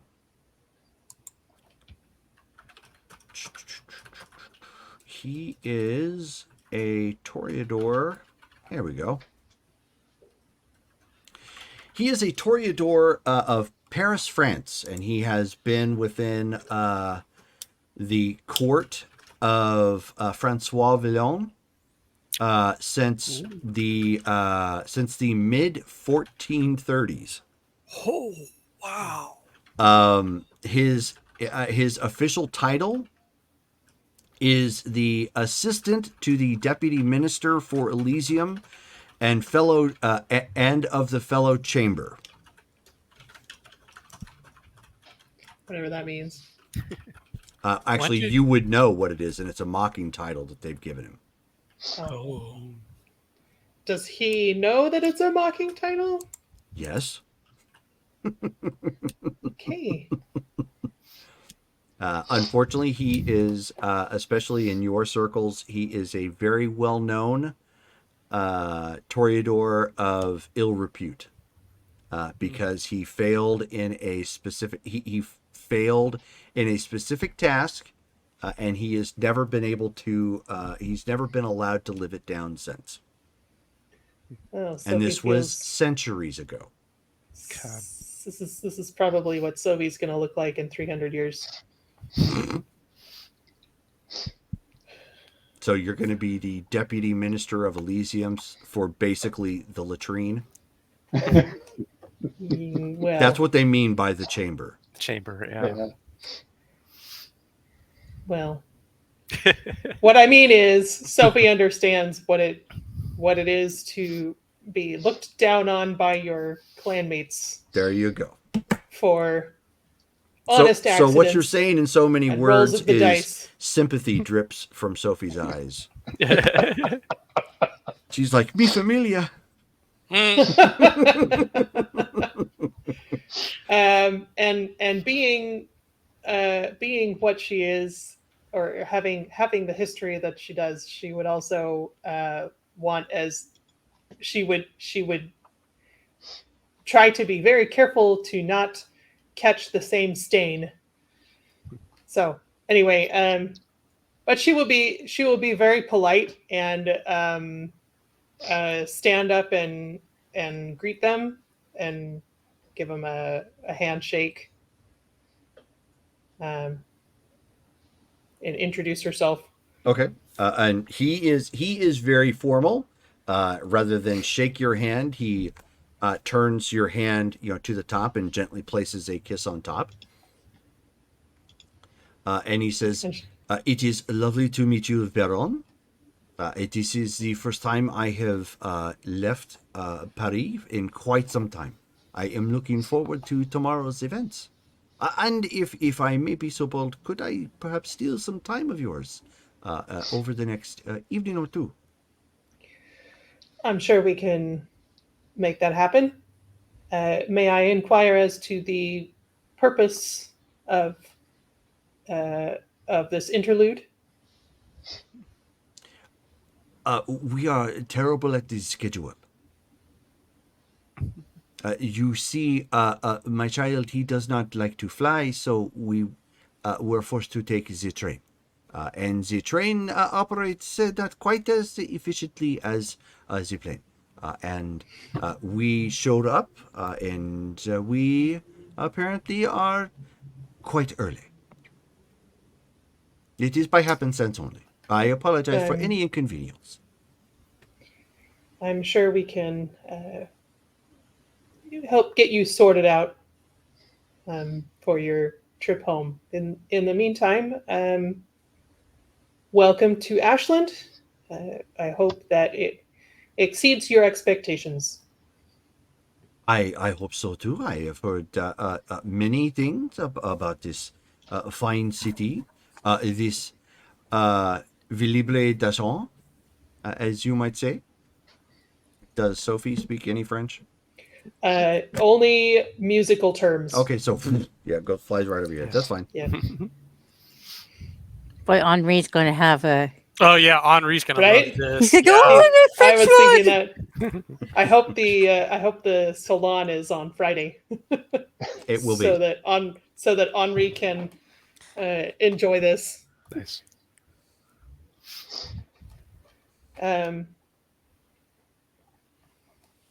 And let me give the intro to Stephen real quick. And now that you were here, the passenger train that took you to come this far into the West Coast has come to an end in Klamath Falls, Oregon, which serves as the easternmost boundary of the Anarch Free State of Oregon. Servants in the employ of Baron Damascus Draybergen were waiting for you upon your arrival, giving you the impression that you and your sire were being given a Secret Service protection detail. Your sire, Noel Durtois, has received a personal invitation to attend a special night of artistic endeavors from the Baron of Ashland, Sophie Lore, and has made this trip from Paris, France, specifically to attend. And he's filled you in on some basic knowledge that has made its way to the old world. Baron Sophie Lore is a toreador who may be short on years, but has been exceedingly more successful than many other kindred her age. The city has not only repelled a Sabbat siege, but liberated Portland from that same element. And the city has become the new hub of Anarch activity and seemingly lives in a far more harmonious relationship with the Camarilla than the fallen free state of California did. While you are not here by any specific directive from your sire, he has shown an interest in the ongoings of this Villable d'Argent, or Free City of Ashland.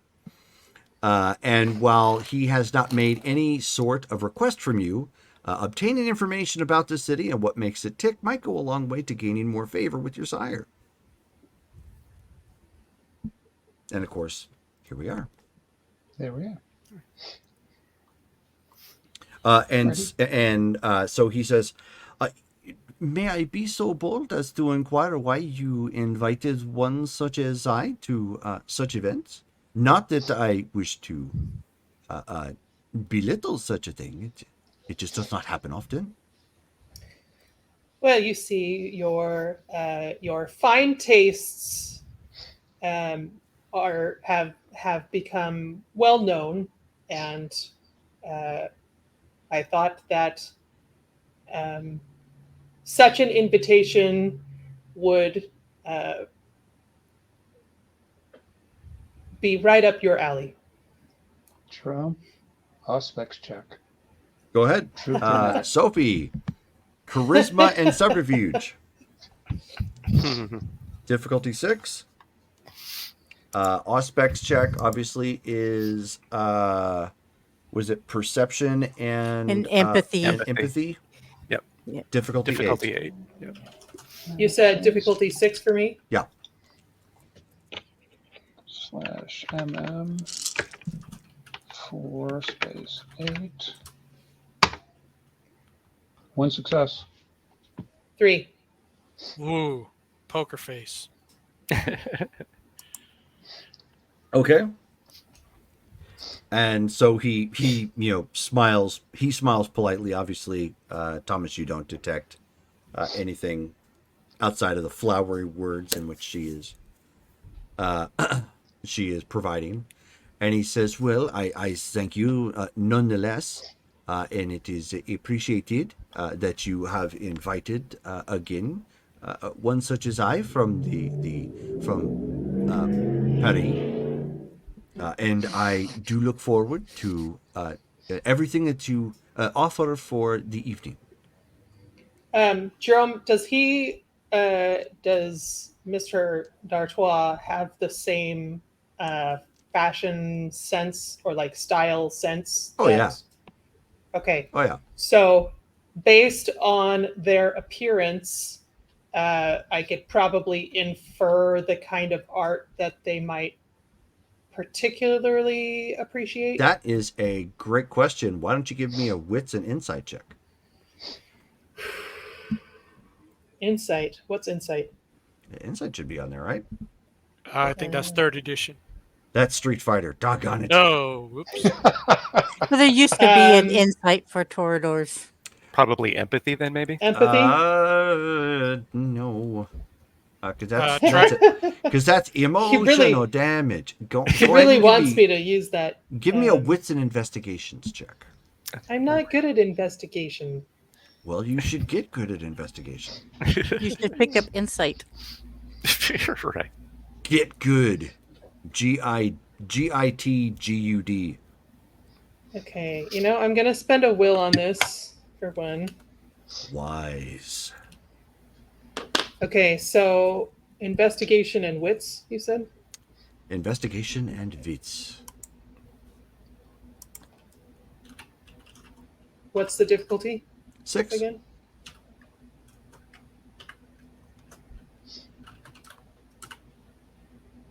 Five. Wow. Nice.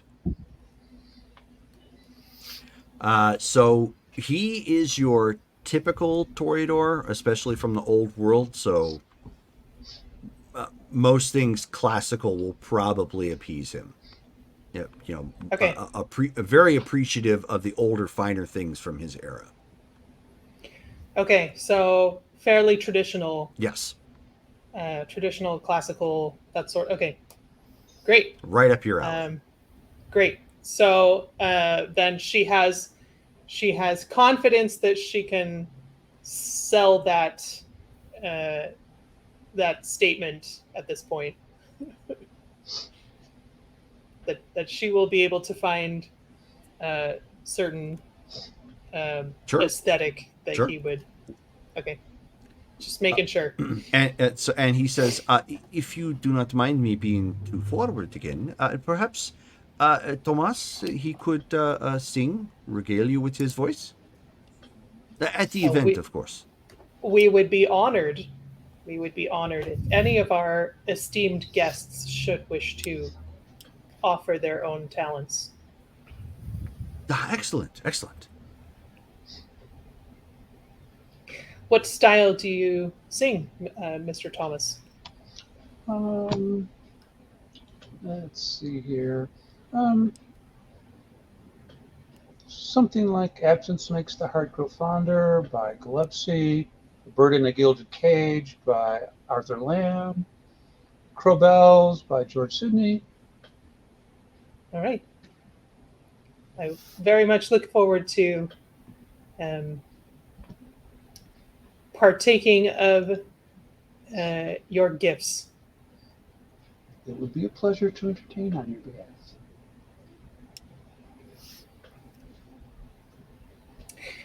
These are some of our citizens here in Ashland. She'll introduce each of them, just their names and position. Sure. Okay. So Ben is the sweeper, Johnny is the runner. Yeah. Hey-o. Hey-o. Oh, We should- ouch, ouch. I we kid, should, I we kid, should I make kid. it a we should make it a formal title, and people will be Yeah, like, "Oh yes, I- the runner, of course." Yeah, He He they don't- delivers what does the messages, runner of do? course. Yeah. Yes. Yeah, that's what it is. I'm the official postman. You're an Is- official something. Is Agea in here too? She is, yes. And also like Damascus and Yeah. Everyone's still everybody's here. here. Okay, then she'll go ahead and introduce everybody. And Jimmy, They- don't forget Jimmy. Well, I'll say, does Jimmy have a last name? Is it Giovanni? I believe it is. Let me double check real fast. I'm not sure I ever actually knew his last name. Because it's usually Fun just fact. Jimmy. Fun fact: Doug does not have a last name. Nice. Doug never had a last name. It's Yes. Doug. Jimmy. Doug. Jimmy is Giovanni. Yes. Okay, so I'll introduce him also as a representative of his people. Okay. And so he nods politely. Thomas is very formal. I'll burn a point of etiquette for him to make sure I get it all right. Okay, sure.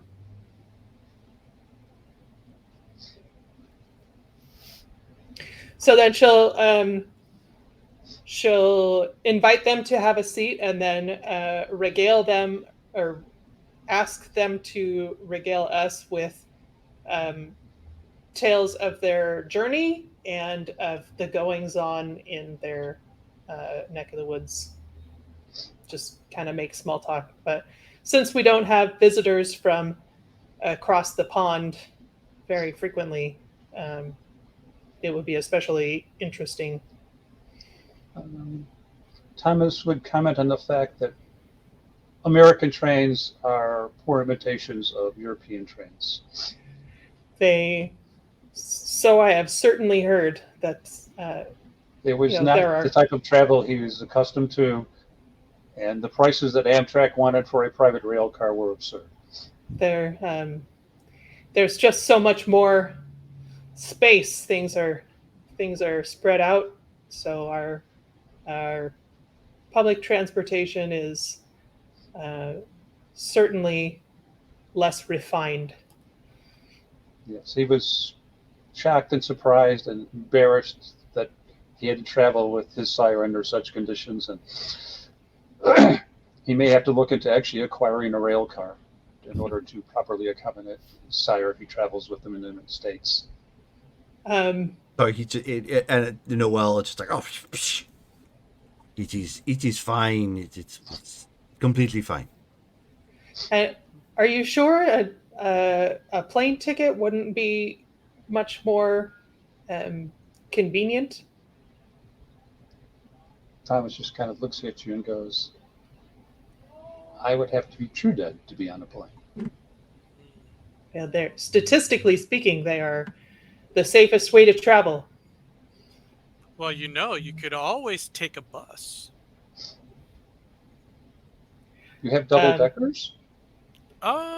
Sophie will kind of give him the side eye, like, Yeah, you can charter private buses. It'd be an excellent oh, way if you don't like planes. suppose a Are private they bus would do it. Yeah, charter? yeah. I and thought then he meant like the public bus. Yeah, no heavens. No. Yeah, like I the was like- Greyhound. I was like, Yeah. she's gonna put him on This the is an Greyhound. improvement. She's gonna That is an interesting thought. smack Johnny. They could probably, I could probably convert one suitable for my sire. I see a lot of Gibbs smacks in Johnny's future. Oh, yeah. Anyhow, he would basically explain that his profession is he evaluates art to see if it's forgeries or not. Okay, It's it's a very fascinating. lucrative pastime, and in Europe he did quite well. In the States, not as much as he would like. It's a matter of trust. There are a lot of private collectors who do not look forward to going like, you do realize that's a copy. I can tell you who made that one. It's a fascinating business. It is. And there is no shortage of individuals who want their collections evaluated privately so they can vindicate to others that that particular collection is actually real. Do you work with paintings only or other works of art as well? I rely on touch in a very, very acute visual sense.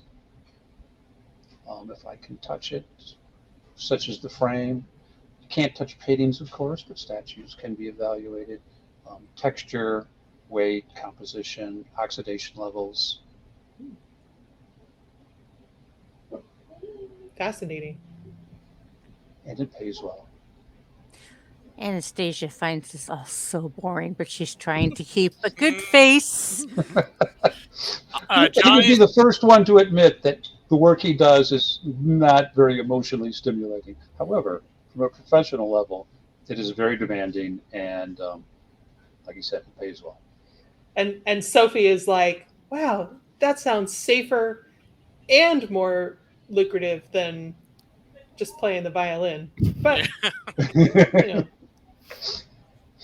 she enjoys the high. how's Ben doing? Because Johnny would be looking over at Ben like, is he like, anger levels rising as this is going He's on? just simmering like Yeah. like he's a just tea kettle. simmering, smoldering, however you want to phrase it. Yeah, like he doesn't really have like a smile on his face at any point in time. He's just all business right now. Oof. So would Sophie be noticing those furtive glances? Wits and empathy. Okay.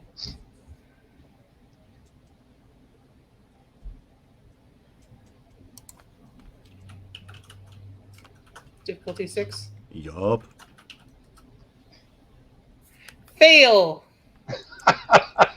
Yeah, so at this point, you're kind of enamored with the art critic and Okay. and his job. It's like that, like you said, that actually sounds kind of interesting for a change from everything else. And as you guys are kind of like talking and Johnny looking across over at Ben and whatnot, and you end up the guards come back over one more time. And there is a woman that you have not met before. She, you know what? I think I have a physical description for her. 1 second.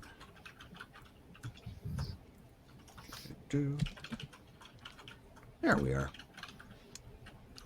Johnny is so out of his element. Yeah, Anastasia, she's just kind of watching each one making Sure. her own kind of judgments. She is in she has kind of a bob haircut, so it's like the Jennifer Aniston 90s sort of look. She has she actually dresses kind of similar, so I mean it's could still pass for something applicable. It's a little dated, but it looks her part. She is maybe pushing 30 at this point. Late 20s, still on the young side. Somebody just wrecked.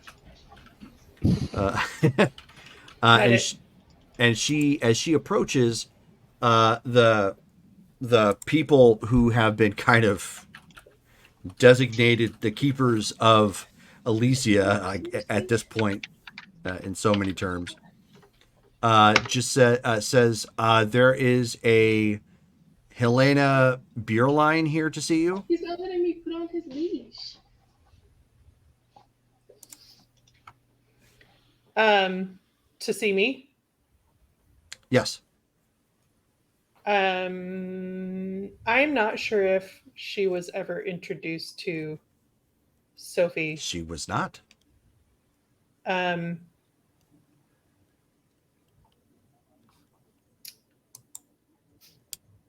So Sophie will say, I'm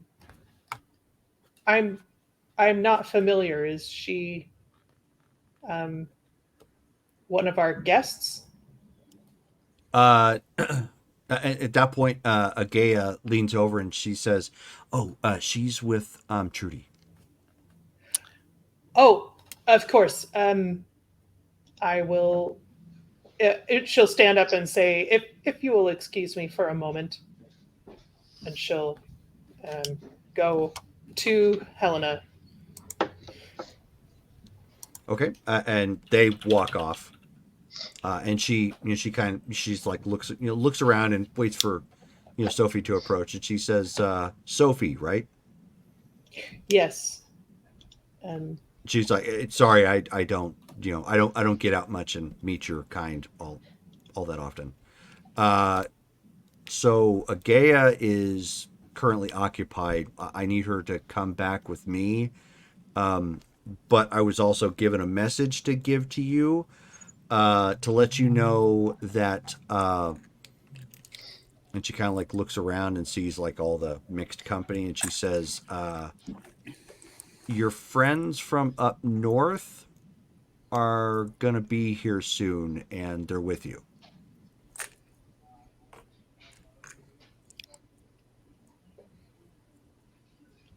They're with me. And she's gauging that you have like no idea what she's talking about. She's like, I am so terrible with this skullduggery crap that you guys do. I swear. Which friends? She says, and she like leans around, and looks, and she says,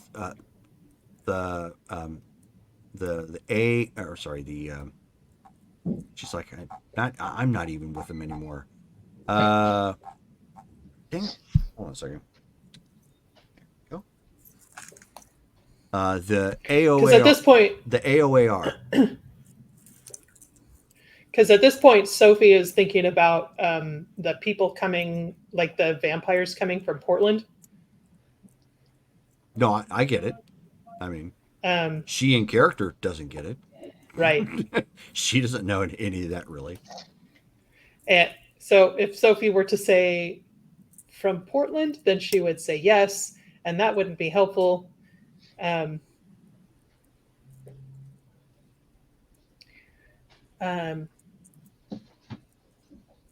Where are they coming?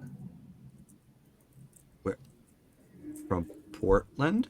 Where are they coming to? Am I supposed to go meet them? She says, no, they're going to communicate through Trudy. Okay. All right. I was just told to let you know that they're some people are being sent to help. Okay. Trudy knows that we have this event tomorrow, but in whatever way you can get word to me, I will watch for communication. And so even she looks kind of confused at that point. And she reaches into her pocket real quick and shakes a magic 8-ball and looks at it. and she goes, "All right, signs look good." Okay. Thank you. And Sophie will gesture to Agea to go ahead. Okay, so I mean, she gets up and walks over with a little bit of a confused look, and while everybody else, of course, I guess maybe mingling a little bit, perhaps ear hustling a touch. And she says, "What's up?"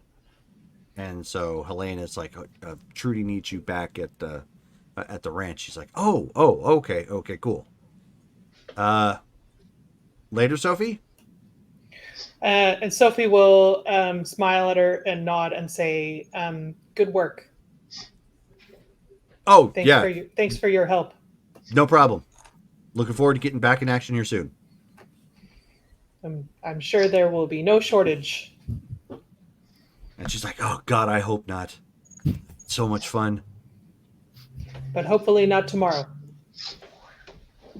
And she's like, and she kind of looks to Helene, and she's just like, "The party." And she's like, "Oh, yeah." Okay, so she'll... And they go walking off. Yeah. So she'll come back and sit down. Okay. And resume the small talk. Sure. And does anybody else have anything that they were angling to do with this particular game? Any setup, anything in particular? I was going to say, if Sophie had caught on to everybody else being bored, then she would have suggested that maybe Ben and Johnny go leave that message for Mr. Vidius. But, Gotcha. Okay. Since she didn't notice, they're going to have to figure it out on their own. Yeah, I think Johnny would bring that point up and be like, "Hey, Ben, you want to go talk to Vidius?" Yeah, let's do that. Okay. Does that mean that I can be excused as well? Sure. I hope you'll join us for the salon, if you so desire. Sure. Yeah, I don't check in for work for a couple more days, so yeah, sounds fun. So she'll shake your hand and say thanks for the visit, and let her go. Okay. So this would be. Go ahead. This would just be gossip at this point because they're new to the city, and there's I don't have to make an Auspex check to see all the undercurrents flowing by at this point. It's just kind of like every once in a while, I turn and look at this sire and go back to watching the visible displays of attempts to conceal things. And yeah, I mean, that's not any different than a Camarilla court, really. I mean, we're just going like, wow. Just a lot of rubbernecking. Yep. So with that all being said, everybody kind of, breaks from the huddle, does whatever they're going to do. Johnny and Benjamin, real quick. So as you guys are leaving, Johnny, are you going with Ben or are you driving separately? How are you guys doing this? I can drive with Ben. Okay. That'll work. Make it easy. Yep. Sure. So Ben, as you get out to your car, you see, because it's cold out, right? And there's like mildew and a little bit of ice, or not mildew, sorry. Well, there could be. I mean, yeah. It is wet. Yeah. I think if there's snow there. But yeah, okay, so water, dew, that sort of thing. Yeah. You see written into the windshield of your car, Lex Talionis. Yeah. Yeah. I like it. Gonna have to deal with that real soon. Glad I've got one who understands. Gets in the car and goes ahead and waits for Johnny to get in, and then they start heading out to forfeit here. Sure. So Johnny, as you get in, he like activates the wipers and it like wipes off this written in sign that says something. Lex something, because Yeah. you're looking at it backwards by the time you get in. Yeah. So you guys drive back over to forfeit here, the pawn store. And as you pull up, to leave your note or whatnot, you can see that there's actually a mountain lion waiting. Ooh. Johnny's gonna. Yeah. So you just state that out loud. Okay. He attempts to speak in their language. Yeah. So in his language. the mountain lion at that point kind of like looks funny. Like the one time Ben probably understood the mountain lion, like he gave the mountain lion gave Johnny a look of like, was I supposed to understand that? Oh no! Sort of thing. Like that was odd. What did you say about my mother? No. It only flies at midnight? What does that mean? You're trying to steal third? I don't understand. Yeah. Lex Talionis, what does that mean? So Ben will actually use his newfound first out of animalism to actually Oh. Ooh. to Yeah. talk Ooh. to talk to him. Yeah. Say, And he looks at Johnny and says, "What?" that's not how you talk about it at all. Oh. Hey there. When did you learn? Recently. Oh. Hey, how you doing there, cat? What's going on? Kind of looks at you awkwardly again because he's used to you not being able to speak to him, and he says, "Doofus confused." I learned how to hear you and talk to you. It's weird, but useful. Is your master okay? Did he send you here? And so he sits and thinks for a second. He says, "Doofus, okay." Okay. I have a message for you. Can you tell your master to be ready to help us send messages?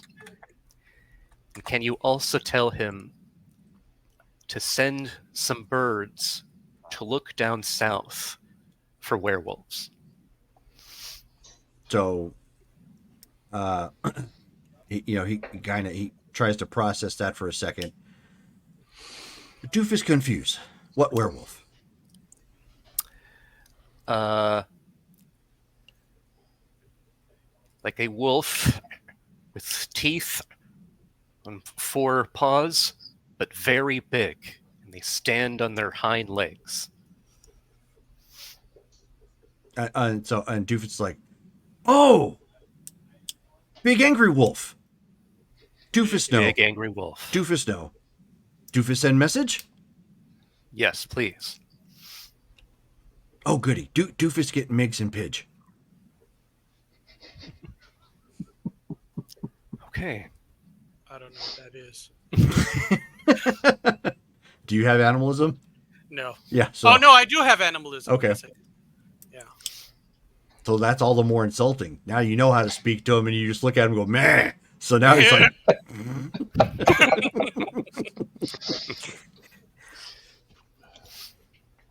All right. Thank you, Doofus. We'll see you later then.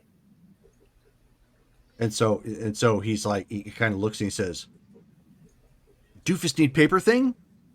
Oh, you know what? Yes, we should write something down. Guess we can. Yeah, get out like a Doofus piece supposed of to paper. give paper thing. Get a piece of paper out. What should we say? That he needs to have his birds ready for communication until tomorrow, and send some birds down south to see what he can find about the werewolves.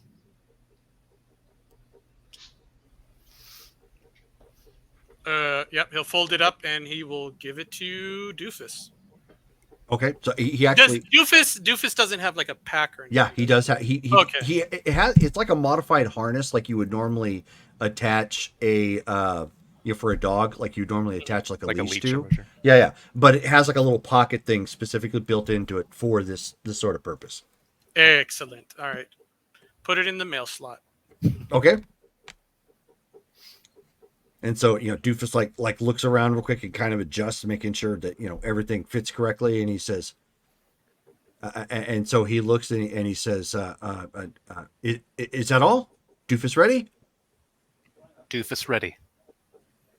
And so as he goes running off, he's like, Doofus run, as he just kind of runs off and into like the wooded area behind Forfeit here, and like as soon as he gets into like wooded areas or bushes and whatnot where you could kind of obscure or maybe not possibly, like he is just gone. Okay. Like it's clear he has perhaps some skill at stealth or maybe even obfuscate, that he blends in really good with the bush. Nice. Okay. Good. All right. Well, now that we're here, let's see how Jim and them. Oh, yeah, they had that package that they brought back or something. Gotta check that out. Yeah. So then he heads on inside. Sees who's there. Is like Jim there, or is it Shannon? Actually, it's Jim there at this point. Okay. Hey, ladies, man, how are you doing? And he's like, ladies, man, that's okay. I'm fine. You just checking up on the business? Because I mean, we're doing pretty good. We, just had like the Christmas rush. Everybody pawning off a bunch of stuff to get extra cash. Got it. Yeah. Hey, you and Shannon, first off, need to be careful. We were ambushed last night. How much do you know about, and looks around, are there any other human beings in the store right now? There are not. Okay. So then he's like, do you know anything about werewolves? Not much outside of the movies. I mean, I know they're a thing. I've heard the term, but like, yeah, not much out of the movies. Why? What's up? They attacked us last night. They weren't supposed to. We were supposed to have a ceasefire, whatever you want to call that, but they got a couple of us. They got Seth and they got Revis. So I need you and Shannon to be careful. Any mirrors that are in the area, you need to cover them up. Because somehow werewolves can use those to move back and forth. It's some weird dimension they can travel through, and they can just pop out of a mirror. You wouldn't expect it. So you got to be careful. They can fit in a mirror? It's weird. They don't even have to be the same size. If they just stand next to a mirror and look at it, they can just go in it or pop out of any type of mirror, or if it reflects something, even if it's a really shiny piece of metal that you could see yourself in, they can apparently use that. It's weird. And wow, that's like horror movie stuff. All right, yeah. I'll double check mirror thing. It's like you got because he's had kind of memory issues before with everything that's happened. Like he makes a habit of writing things down, so he makes like a physical note for himself to write it down. Gotcha. Right. And that package, I was told that you and the others came back from Talent, and you had something in a paper bag. I wasn't able to come by and take a look at that or anything. You still have that around? Oh, yeah. Man, you are not going to believe this. And you may want to mute yourself, Shelly. He's getting kind of loud in the background.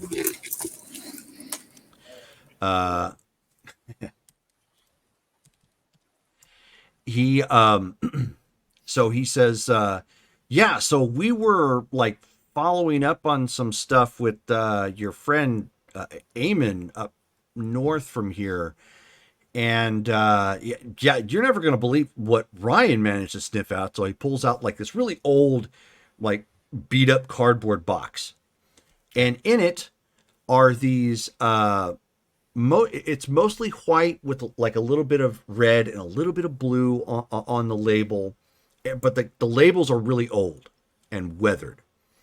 And scratched up a little bit. So the name of it is kind of obscured, and he says we found in this like a I don't know, it just we think it's a veteran or something. We ended up finding this these little small boxes, and he says they call this Pervidin.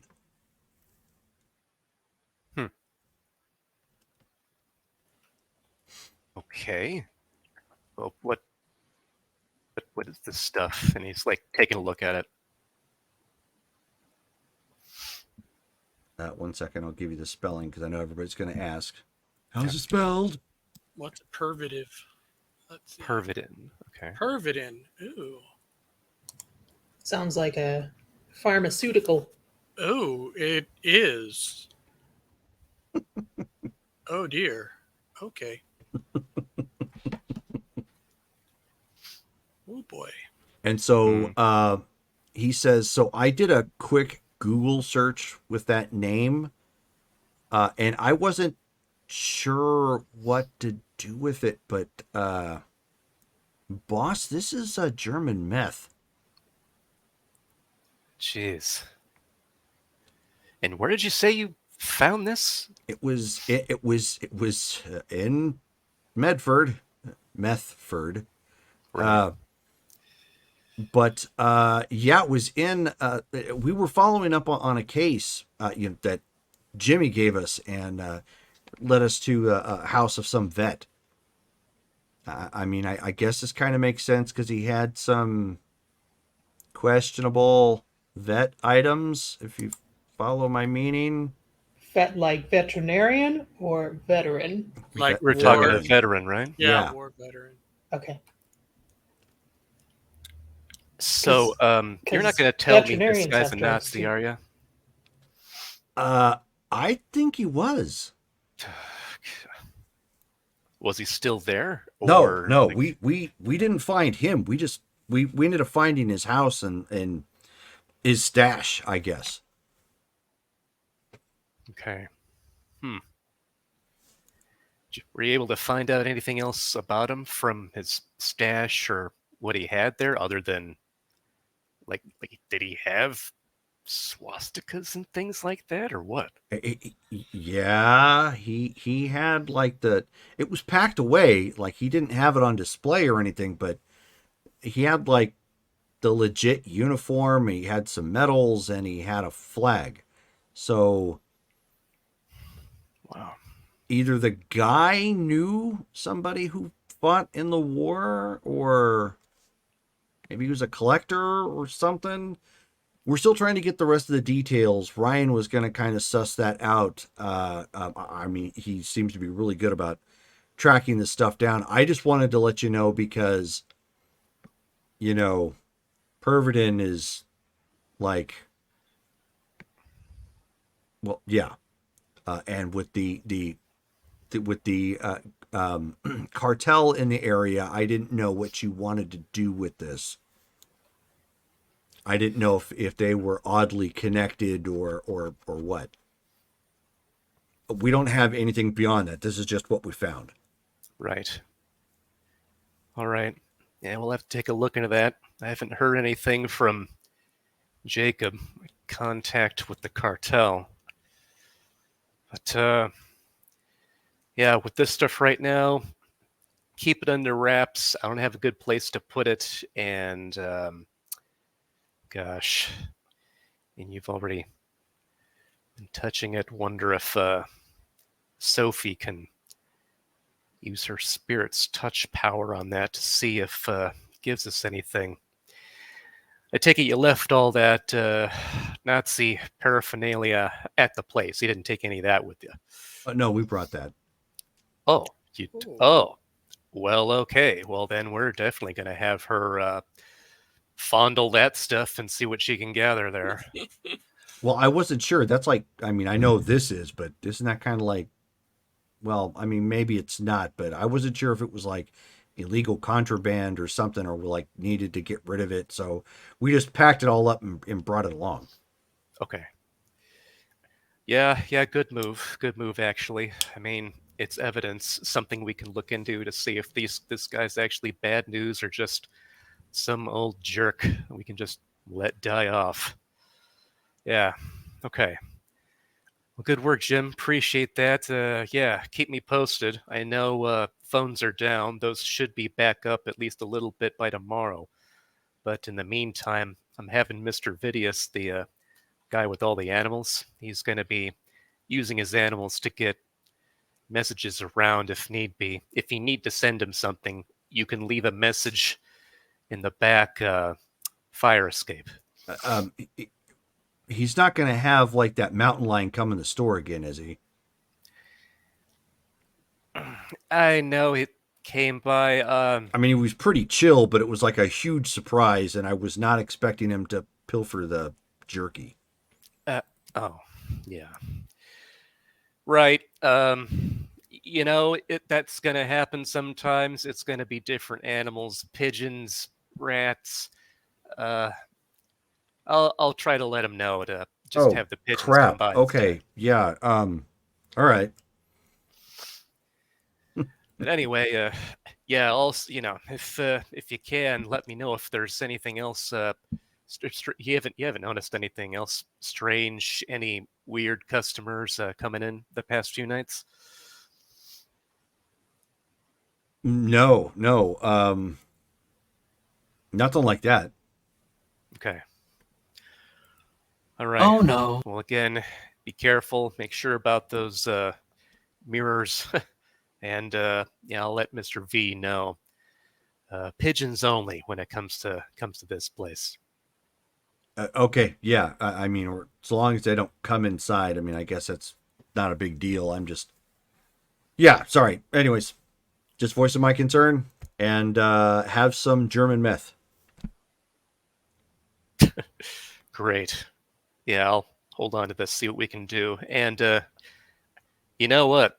Actually, if you have the rest of that contraband, I can actually hold it in my place. It's going to be pretty safe there. But we'll bring this over to Sophie too. Okay. If she can do her thing.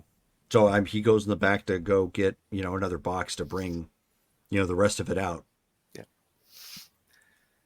All right. The cardboard is open a little bit, so he's getting some tape to pin it down.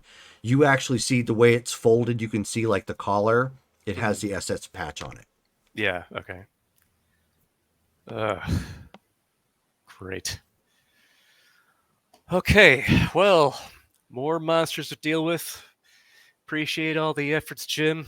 You're doing great. Keep up the good work. Sure thing, boss. Looks to Johnny and then. Yep, he'll take the box and out we go. Yep. Okay. And that's where we're going to go ahead and call it for the afternoon because we're just at just over 2.5 hours of gameplay. So I hope you guys enjoyed it. And for a funny side note, if you get the chance, look up The Fat Electrician and his story about Pervidin, which is from the it's a soldier who from, I think it was Finland, who ran into Russian soldiers who accidentally took all of their troops Pervidin because he got lost from his group and was tripping the whole, like, it's a fantastic story.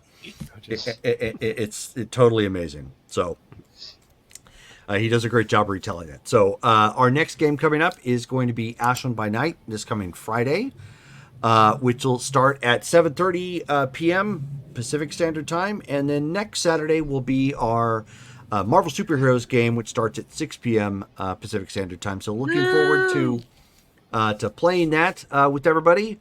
And I hope you guys enjoyed today's game. Tomorrow, or not tomorrow, but next Friday will obviously be the Salon. And we'll see just what the Toreador are able to put together on short notice. So thank you again for everybody for tuning in and hung out with us and watched. And we'll catch you again next time. Take it easy. Good night. All right.